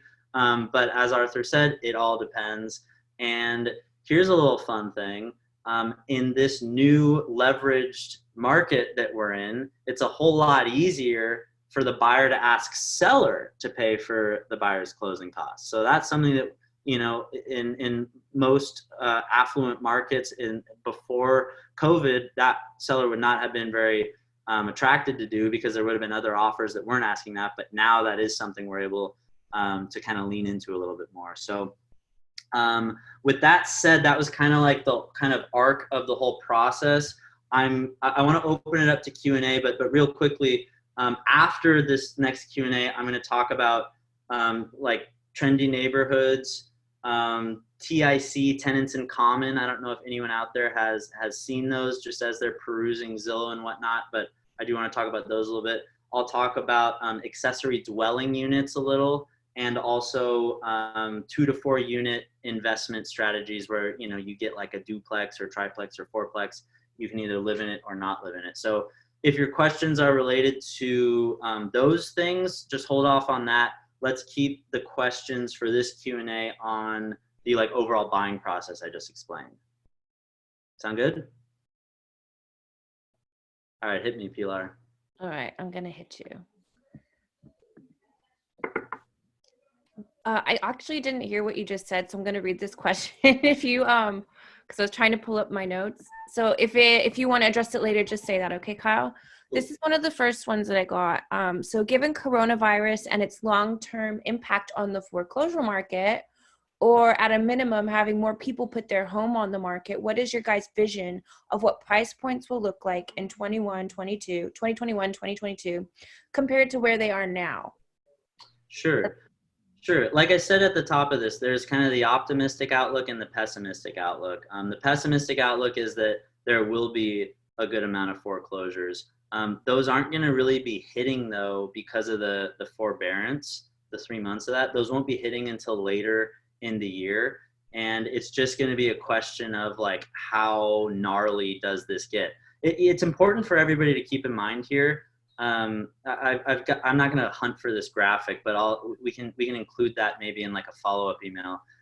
Just because the economy goes into a recession, that does not mean that the housing market is going to drop. Actually, in the last, I think, 5 recessions that we've had in the U.S., in 3 of them, the housing market actually appreciated. In 1 of them, it was a really, really small, like 1% dip.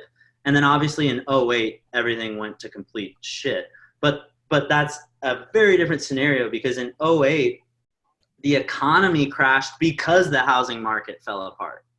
What we're dealing with right now, the housing market had nothing to do with, obviously, everyone knows what COVID-19 is. And so 2020 projections before COVID-19 were that we're going to have a really robust year, like a really robust year. We're going to keep riding this healthy appreciation market.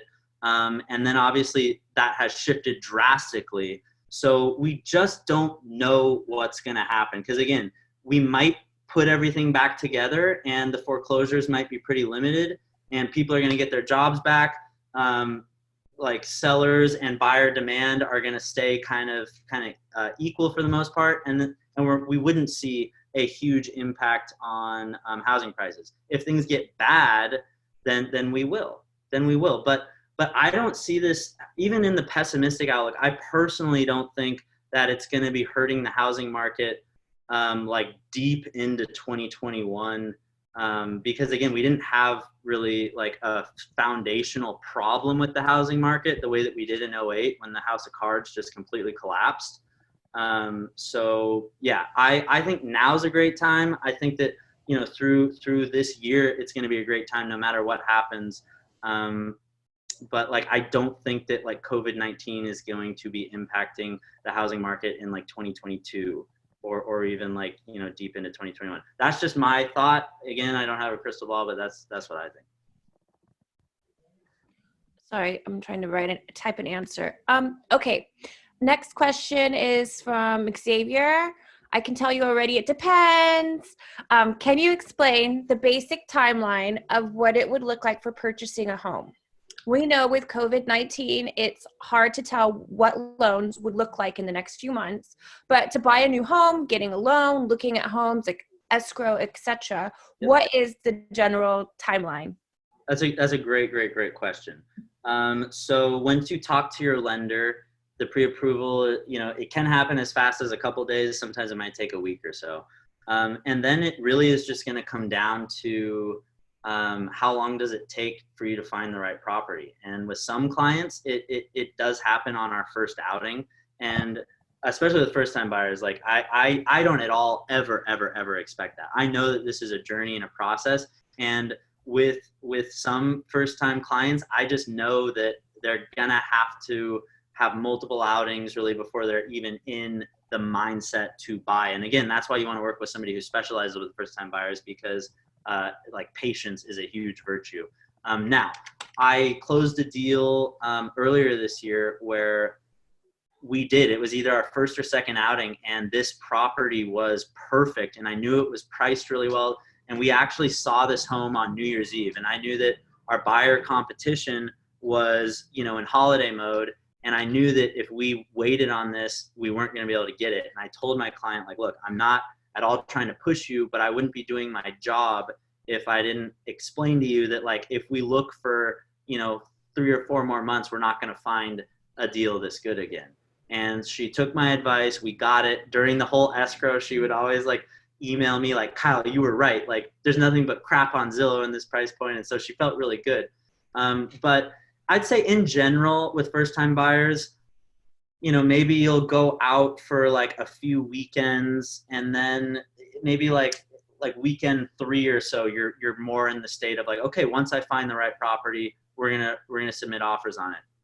When it's really, really competitive, which is what it was before COVID-19, then there's another level of kind of the emotional psyche that the buyer needs to be in, because once you write your offer, you're probably not going to be of the mindset that I need to write a really competitive offer if I'm going to win this. And so that was kind of a part of the journey, was like the buyer needed to have their heart broken on losing out on something before they were like, okay, like, I'm going to listen to you this time, Kyle. I understand we're going to have to be competitive. Like, you tell me what you think we need to do and we're going to do it. Now that we're in this COVID-19 market, that's not the case, because for the most part, we're one-on-one negotiating with sellers. And so it's a little bit different. But so to answer your question, it really just depends on how long it's going to take before we get your offer accepted. But once that happens, escrows are generally around 30 days. Some loans can move a little faster than that, but maybe like 25 days, 21 days if you're really racing. So yeah, that should hopefully answer your question. It's a few month process normally. Yeah. Okay. How can we find out the exact amount we need to save towards a down payment or other home buying costs? Great question. You got to talk to Arthur. Yeah. Talk to our boy Arthur here, because it depends. That's so funny. Yeah, you got to talk to your lending professional, because again, maybe you are shooting for like a 20% down payment. Maybe it makes more sense for you to have a smaller one. So that's where you just really need to consult with your lending professional and put the plan together. But like Arthur said, at 20%, there are some programs that are exceptions to this, but generally, if you're at that 20% down threshold, that means you don't pay mortgage insurance, which is like a little added fee on top of your mortgage for not having that like 20% skin in the game. If you put less than 20% down, you generally do pay mortgage insurance. But for first-time homebuyers, it is so normal for that to be a thing, and it doesn't make sense for you to say, I'm just going to save my money and hit that 20% figure, if that means that you're delaying getting in the housing market earlier. Because like I was saying at the top of this, like, get in your first home, start making your monthly rent, turn that into a mortgage, where instead of just paying your landlord's asset, you're paying down your own asset. Like Arthur mentioned, you can then eventually refinance out of your mortgage insurance. And so, yeah, I would not have it in your mind like, I need 20%, I need 20%. A lot of people do think that way, but you certainly don't need that. Yeah. I'm going to ask this question, even though it's supposed to be down the line, but he keeps asking it. So I just want to know that I've addressed it. What are the pros and cons of using a local mom pop lender versus the big banks, B of A, Citibank, HSBC, Chase? Go get it, Arthur. I'm kidding. Do you want to take this? It depends. No, I'm just kidding. It depends. Okay.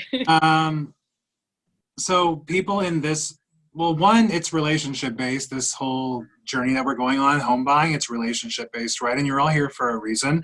It's because of Kyle or Howard or Pilar or Vanessa, whoever you're working with, and who you feel comfortable and have a relationship with. As far as where the lender comes in, I work with Kyle, so when it comes to a local lender versus a big bank, one, we're more competitive. We're always going to come out with better rates. 9 times out of 10, we have the most competitive rate. So that's one answer. The second one is we have more heart in it, I would say, because you go into a local lender, they have no skin in the game, right? There's no relationship connection here. They're not working with these 4 people that I've worked with really closely and built relationships with. So to me, it's having heart in it and just having heart really is what it comes down to. And then knowing the market also. We're in Los Angeles. It's such a competitive market. I mean, sometimes I see 20 offers on a property, and you want to have a really competitive offer. So if you don't have a lender that knows the market and cannot coordinate and synchronize in harmony with the real estate agent to convey the strength of your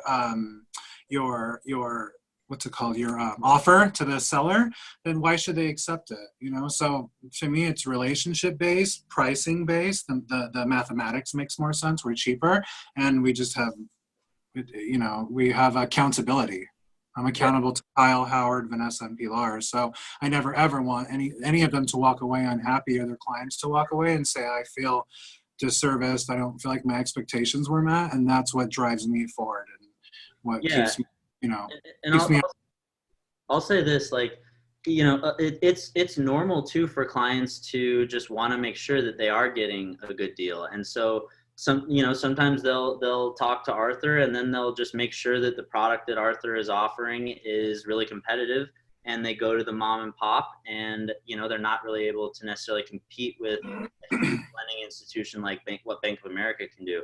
And the reason why I like Arthur so much is because you kind of get the best of both worlds. I know with him that there's that human touch. He's incredibly good with clients. He's incredibly good with listing agents. And when we open Escrow, I don't have to worry about the loan. The loan is in cruise control in Arthur's hands.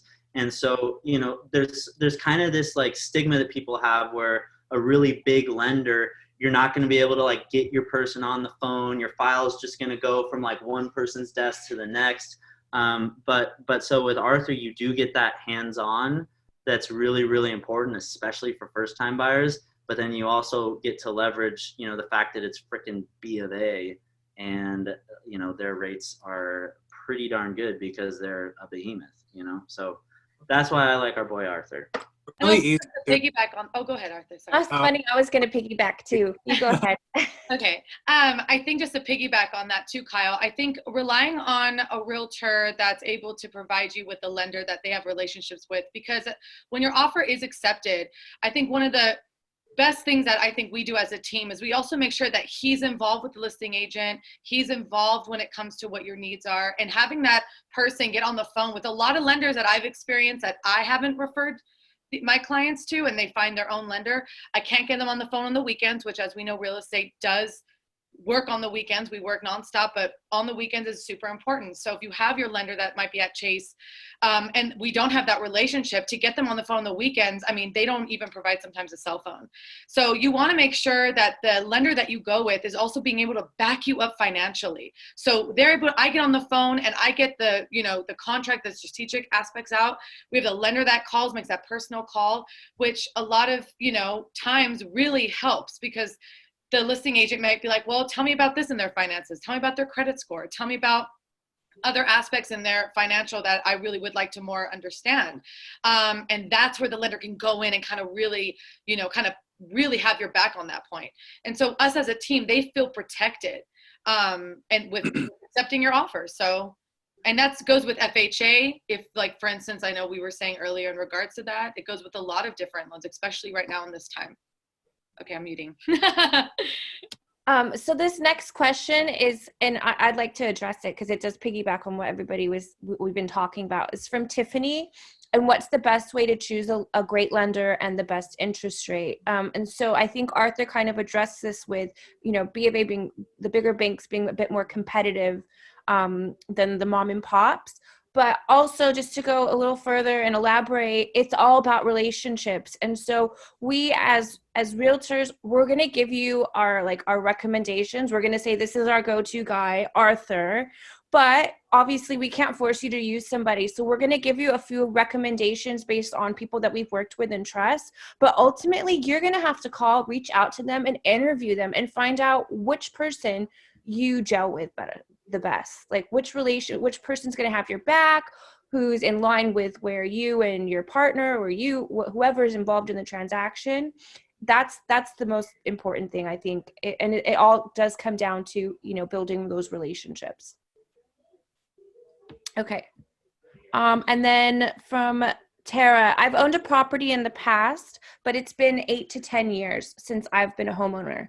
I think I'm considered a first-time home buyer for FHA, but would I be considered one for the B of A? I think I answered this in the chat box. That's a yes for both programs. You're a now born-again first-time buyer. I think that's it for now, Kyle, if you want to go to the next section. Alrighty. Cool. So neighborhoods.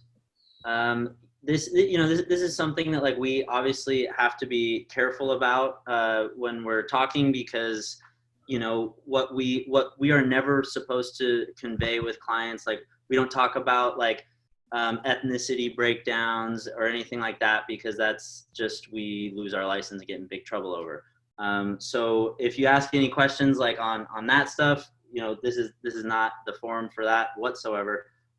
But there are definitely, areas that make more sense and there are going to be higher appreciation potential than others. Like take a place like Beverly Hills, that obviously is like at the absolute height of things. If you buy in Beverly Hills, it's going to appreciate if the market appreciates, obviously, but the amount of appreciation in a place like Beverly Hills is going to be very different than a more emerging market, because there's just more room before it hits its ceiling. So neighborhoods that are more on the emerging side are West Adams. If you guys don't know West, you know what, let me just screen share a little map here. 1 second, this will be much easier. All right, just do maps. All right. Okay, so West Adams is over in here. So it's just south of the 10, and it is a neighborhood that I have seen a lot of development money pouring into it over, the last like decade, basically, where they're putting the money in, they're flipping the houses. But what I haven't really seen until the last year or two is the commercial side of things also starting to get that development, and just, the kind of new shops and cafes and all that stuff. So you want to share your screen? Oh, am I not? Oh, whoops. I thought I was doing it. Sorry, here we go. Thank you, Alex. I know where it is. Here's West Adams, people. Let me zoom out a little bit for perspective here. So, here we are on the west side. It's basically like mid-city, just south of the 10. And the really kind of prime spot is right here between Hauser and Redondo Boulevard.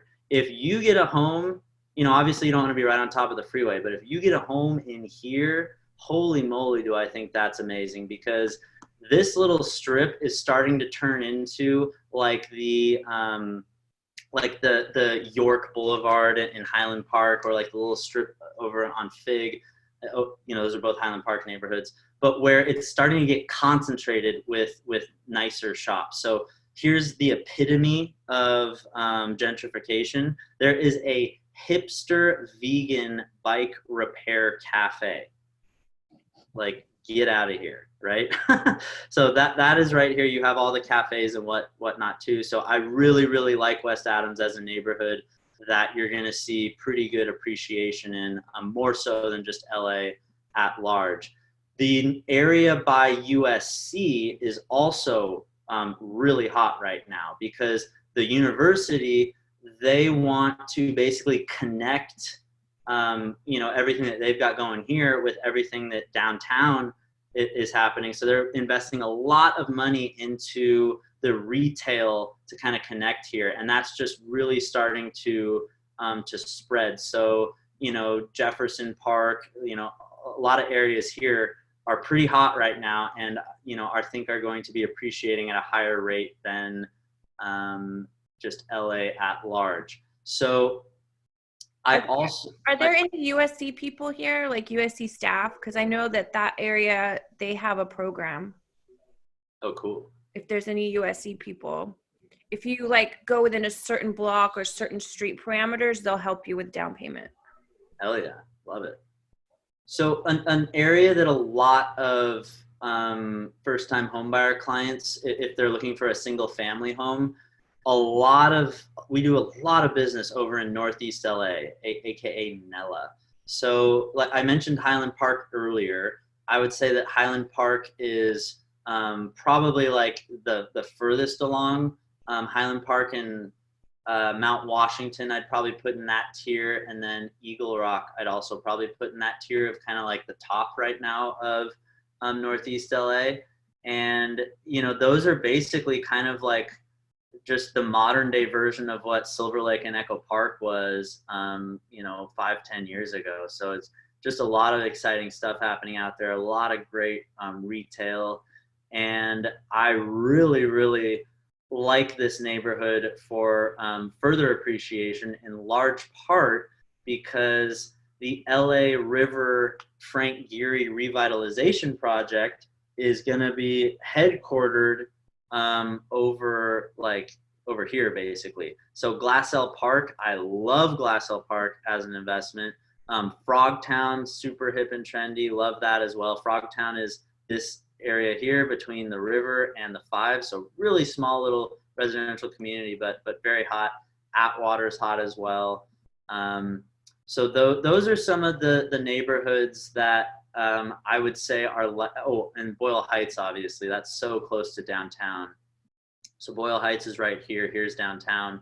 I mean, everyone knows what's going on in downtown. It is completely transforming the city in general, because we have like a proper anchor finally, like an actual like nucleus to the city.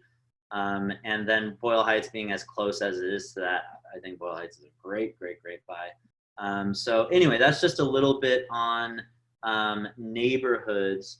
I wanted to touch on TICs, and it's actually good I'm screen sharing because I think I pulled one up here before. Yes, I did. Okay, so if you have been poking around on Zillow or any of those websites, you've probably found some places that look really, really nice, and you're like, why the hell is it priced so low? And odds are it's a TIC property. So TIC stands for Tenants in Common, and it is a relatively new property type in Los Angeles. And this is actually, it's so new and so niche that Arthur can't even help you with this. Sorry, Arthur. There are only 2 lenders that do these loans because they're fractional loans. So the way that a TIC property works, they're very, very, very similar to a condo where, it's going to be a multi-unit scenario. You're going to have an HOA, but the difference is that with a condo, you are owning your actual unit, and then you're part of the HOA that owns, the exterior. But with a TIC, it's fractional. So if it is a 4-unit TIC community, you're buying a 1/4 inch or ownership interest in the total property. So technically it's different, and that's why there's only a few lenders that do this, because it's a fractional loan. But they're a really, really, really exciting new thing because the values are a lot lower. And so let's check this place out. This is a 2-bedroom place in Highland Park that looks like this, and it sold for under $500,000. So pretty cool. These have existed in San Francisco for the last 30 years, and they are just now making their way down to LA. And the theory behind kind of the discount is that it's a property type that now it does have a lot of traction. I think there's been like north of 100 TIC units that have sold in LA over the last couple of years, but it is still a newer property type. So there's a little bit of a discount because of that. Part of that discount is because conventional financing doesn't work with it. But it's cool because what it allows, and they're really popular in Echo Park and Silver Lake too. The kind of theory behind them is that it allows people who are renting in a neighborhood to then purchase in that same neighborhood versus, okay, I'm renting in, Echo Park, but for my purchase, I'm going to have to go like far out of Echo Park because I can't afford to purchase there. Well, with TICs, it might be a little more practical there. So I just wanted to touch on these because they are a new thing and they're pretty cool. All right, accessory dwelling units. I'm going to stop my screen share here. If anybody has heard of ADUs or accessory dwelling units, those are where you can have your single family home and then legally convert your garage or just build a separate structure on your lot, and legally be able to rent it out. There is a ton of value there, so it increases your property square footage. And just in general, you guys, like a very, very, very crude way that properties are valued is what is like a going price per square foot for, a home of this condition in the neighborhood, and then we'll apply that to the property's square footage. So obviously, if you're adding square footage to your property, that's one of the easiest value adds that you can do. And something like a garage conversion makes so much financial sense because you've already have your structure that's framed and built, right? Your garage already exists there. So you're really just kind of walling it off and adding your kitchen, adding your bathroom. You might already have like plumbing in your garage. So that makes, setting up the plumbing and everything that much easier. So you can add another unit for not a lot of money, like maybe, like 50 grand down the road or something like that. And this is something that you can legally rent it out, even if the zoning says you're just supposed to have single family homes in this really cute white picket fence neighborhood. The city of LA, they know that we need to live denser. It's ironic during COVID-19 to talk about us living denser, but obviously for LA to continue to grow, they passed these laws so that we could live denser. And now you can actually add, in addition to one ADU, you can then add a second one as well. It's called a junior ADU. It has to be a little bit smaller. And in the theme of tonight, #it depends. We need to make sure that it works with the lot and the zoning and all that good stuff. But it's really cool because with just your single family property, you can now, with ADUs, accessory dwelling units, you can legally add more structures if you wanted to supplement your income and rent those out. So we love those. And then I will close before we open it up to the final Q&A on 2 to 4 unit investment strategies. And I say 2 to 4 unit because once you get north of 4 units, you're in a whole different world. Instead of a residential loan, those are commercial loans. And it's just a different ball game. So especially for first time buyers, I think it's better to focus more on this 2 to 4 unit world. And it's really cool because, as Arthur explained during the mortgage conversation, so much of your ability to get pre-approved for your loan comes down to your debt to income. And so if you have a duplex they're going to be looking at your income from your employer, but then they're also going to be saying, okay, well, that second unit is going to be getting you, I don't know, $2,500 a month. So we get to add that into your income. And so they'll be able to pre-approve you at different amounts. So let's say your max pre-approval for single family homes is like 700,000. I'm just going to throw really crude numbers out here. Do not hold me to this whatsoever. But that might mean that the duplex amount you're pre-approved for is 800,000. And then the triplex is, 950, and for 4 units, maybe like, 1,075,000. I'm just throwing numbers out. The point I want you to understand is that as the units increase, the loan amount and the potential purchase price that you're able to go up to, that also increases. So if you're interested in those, make sure you communicate with your lender that that's something that you're interested in, because that will definitely they'll tier you up with the different pre-approval amounts. And something that is just so cool is that even with an FHA loan, you can owner occupy a fourplex. You can owner occupy one of the units in the fourplex and only come in with 3.5% down, you guys. That's a big deal. Normally with investment properties, if you're not going to owner occupy, you need at least 20, if not 25% down. But if you are going to owner occupy one of the units, you can come in with hardly any skin in the game.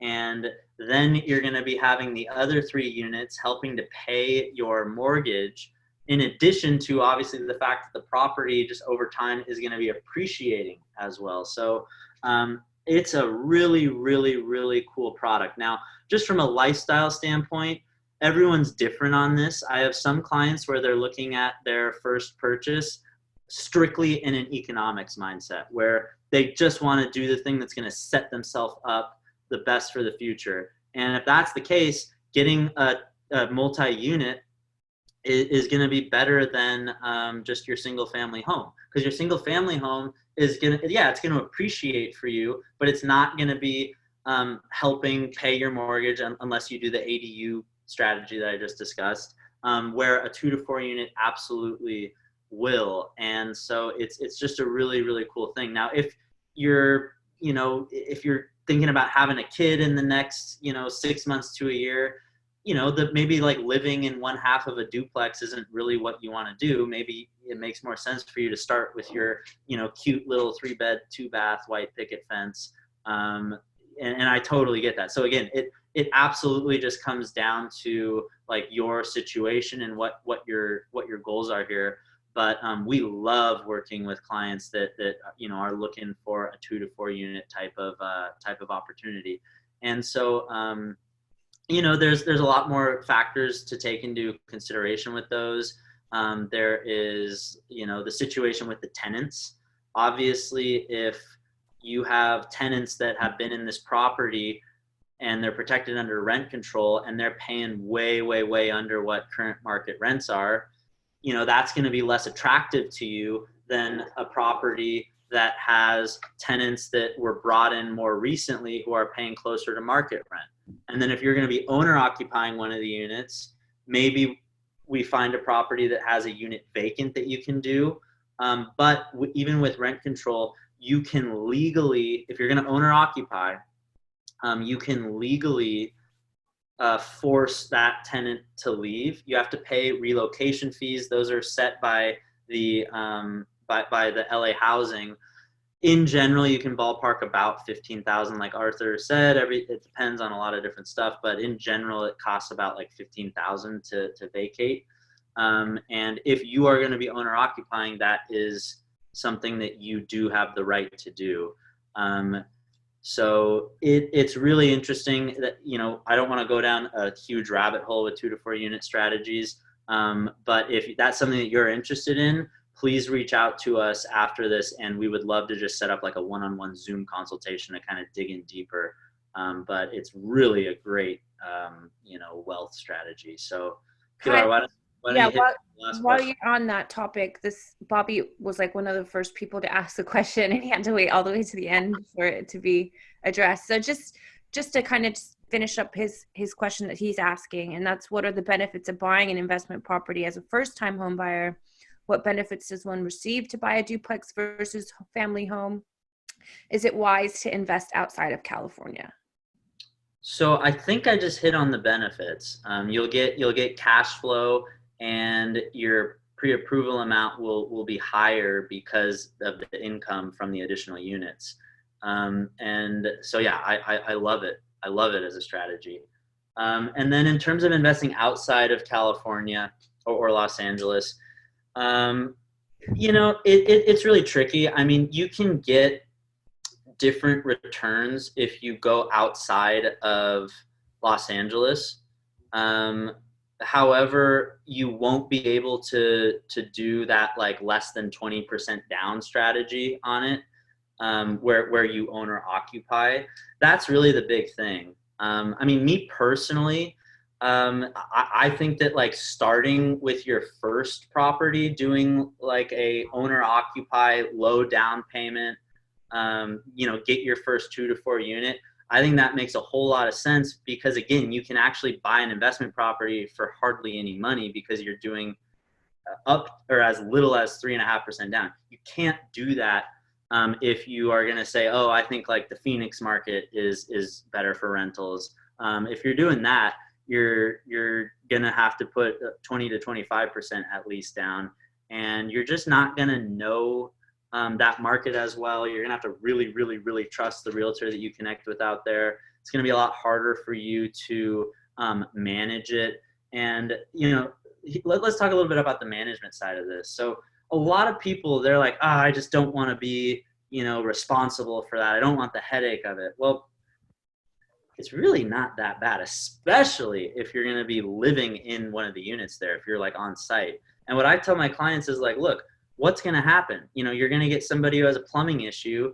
All you do is you call the plumber, and your real estate agent, like we are the ultimate connectors. We know every single type of contractor that can, work on properties. So what I say is it's like, here's how it works when you are managing your own property. Tenant says, I have a problem. They communicate that to you. You then communicate that to me, and I get you the perfect, service worker to fix it. It's that simple. So, And I want to touch on that. Like, I just bought the Rich Dad Poor Dad cash flow game for my kids. Nice. And we played it over the weekend. And, if to buy a house, and initially a lot of people, that's what we do. And Kyle and Serene Team, we had a conversation about this earlier this week. But the smartest thing to do is to buy an investment property that is going to pay you passive income. And then you can go out and buy yourself a house that's going to be a liability. But if you have passive income taking care of all that, so I think the smartest thing, and I love that you asked that question, was it Bobby? Because I'm a firm believer in like someone going out, getting an investment property, having somebody else pay your mortgage, earning that passive income, gaining that equity, and then going out and doing it all over again. Yeah. Thank you both. Appreciate it. Of course. Okay, next question is Evan. Are the big banks competitive with the credit unions as well? Are they willing to match? Arthur? Yes, we do pricing exceptions all day, every day.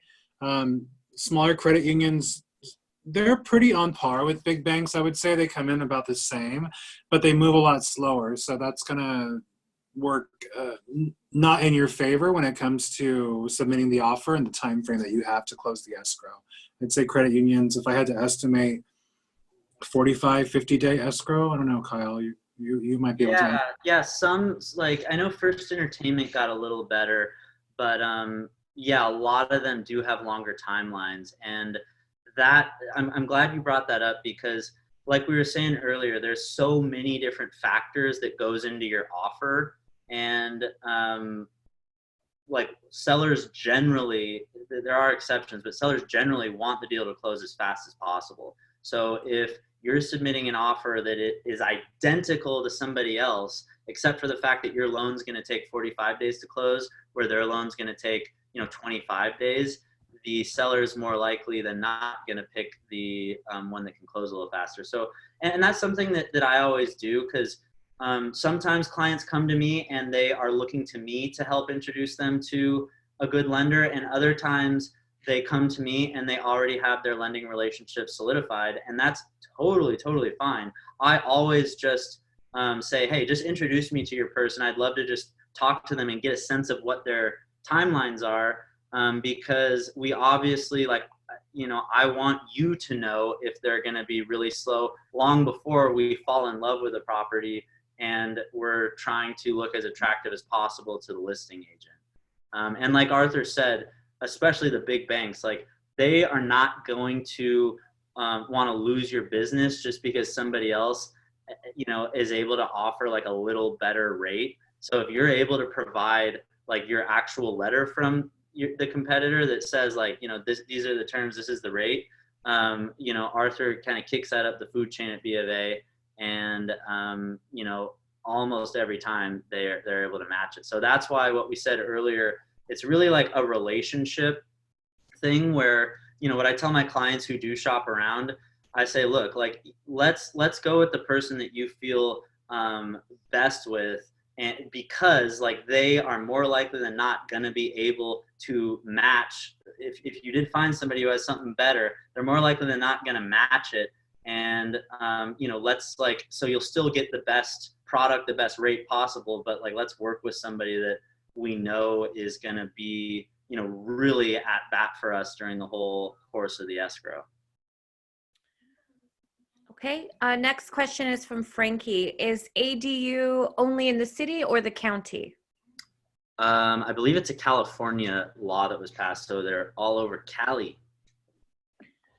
And from Evan, is there an idea of the market and neighborhoods in the South Bay? Sure. Let me pull that map up a little bit.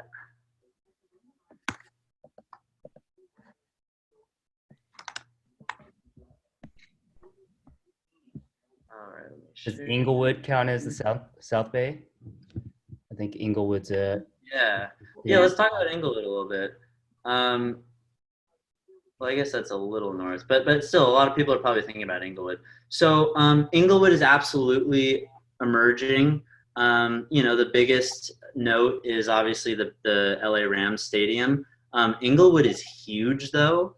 And so I think that if you're looking at Inglewood as a really good, like, high appreciation margin, I think the proximity to the stadium is very important, because just because the property address, you know, has Inglewood thrown on it, doesn't necessarily mean it's going to be in one of the neighborhoods that is likely going to really benefit from everything going on there. So, you know, here we are, South Bay. Obviously, like, you know, the closer you get to the water, just in general, you're going to have, you know, it's going to be more expensive. Like this is very, very expensive, like Palos Verdes. San Pedro's a little bit less expensive. You've got like major shipping and everything in here. It's a little more like blue collar. Long Beach also is going to be more affordable, and there's definitely like emerging pockets. I love Long Beach. Yeah, Long Beach is great. Definitely emerging pockets there. Torrance is going to be a little more affordable. And then Hawthorne as well. And then if people, because I get asked a lot, like, well, what about like West LA or the West Side?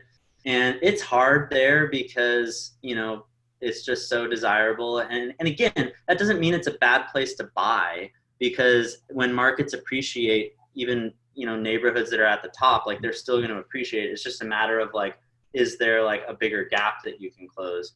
And I would say that one of the neighborhoods is Del Rey. Here we go. Like this Del Rey, Culver West, Culver Garden.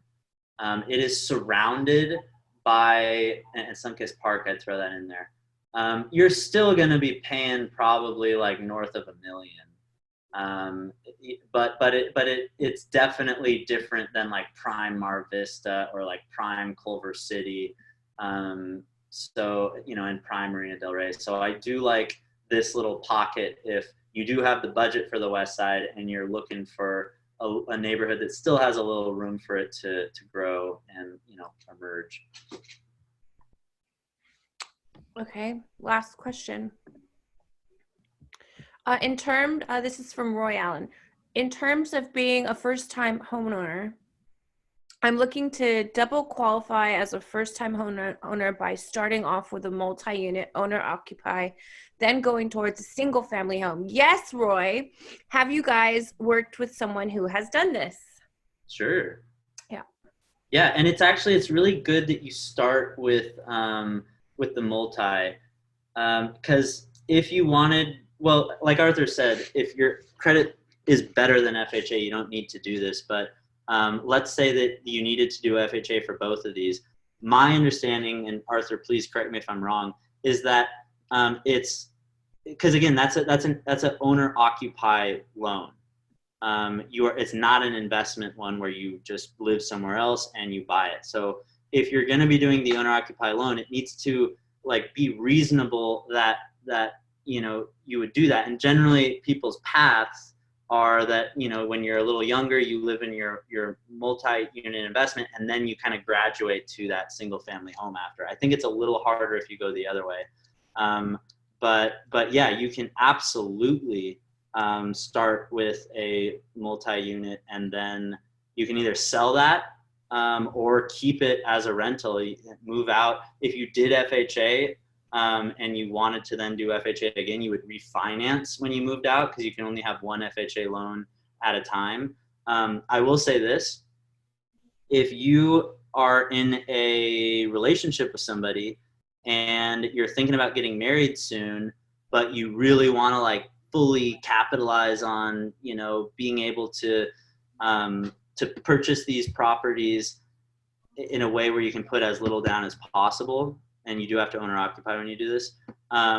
Before you get married, you go out and you get your 2 to 4 unit, and then you get your partner to do the same, and that way you get 2, because once you get married, you only get 1 per household. So little interesting strategy. Arthur, do you have any notes on that? No, that's right. I mean, one FHA loan at a time, it makes sense. If you have the down payment and the credit score and you can move in or move towards a multifamily, I mean, it makes sense. It cash flows itself. It's passive income, and you're okay with renting, then, you know, it's always subjective. So it depends on what your preference is, what your goal is, what your cash flow is like. There's a lot of things that we take into consideration, but I'd say, like, I'd agree with Pilar and yourself. If you can qualify credit-wise, down payment-wise, I would take that step and do that, absolutely, and then refinance out of it and build upon that with the equity and just move out and, you know, acquire more and let it cash flow itself, or let the tenants pay for the mortgage for you, so that you're not paying the mortgage, but your tenants are, just like all of us are doing it. You know, those who rent are paying their mortgages or their landlord's mortgages for them. You're just switching the role. Right. Really. That's it. No more questions. Oh my God. You guys, thank you so much for joining us. I know we went through so much there, and your head might be spinning, but fear not. Vanessa was taking notes. Right, Vanessa? Yes. Wait, what? Depends. She was what? Yeah, it depends. We're gonna type those up for you so you can kind of get our notes from this. We have a just like kind of Homebuyer 101 PDF that we will email out to you guys as well. And we really encourage you guys to reach out to us.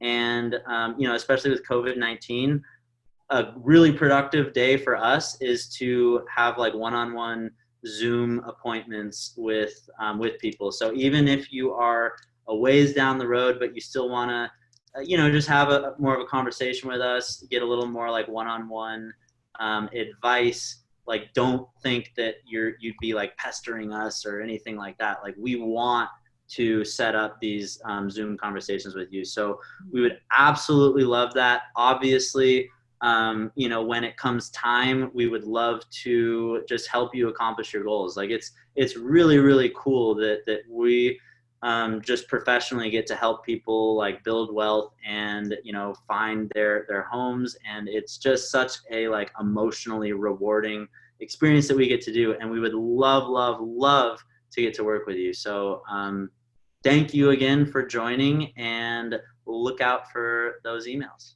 Yeah. Thank you.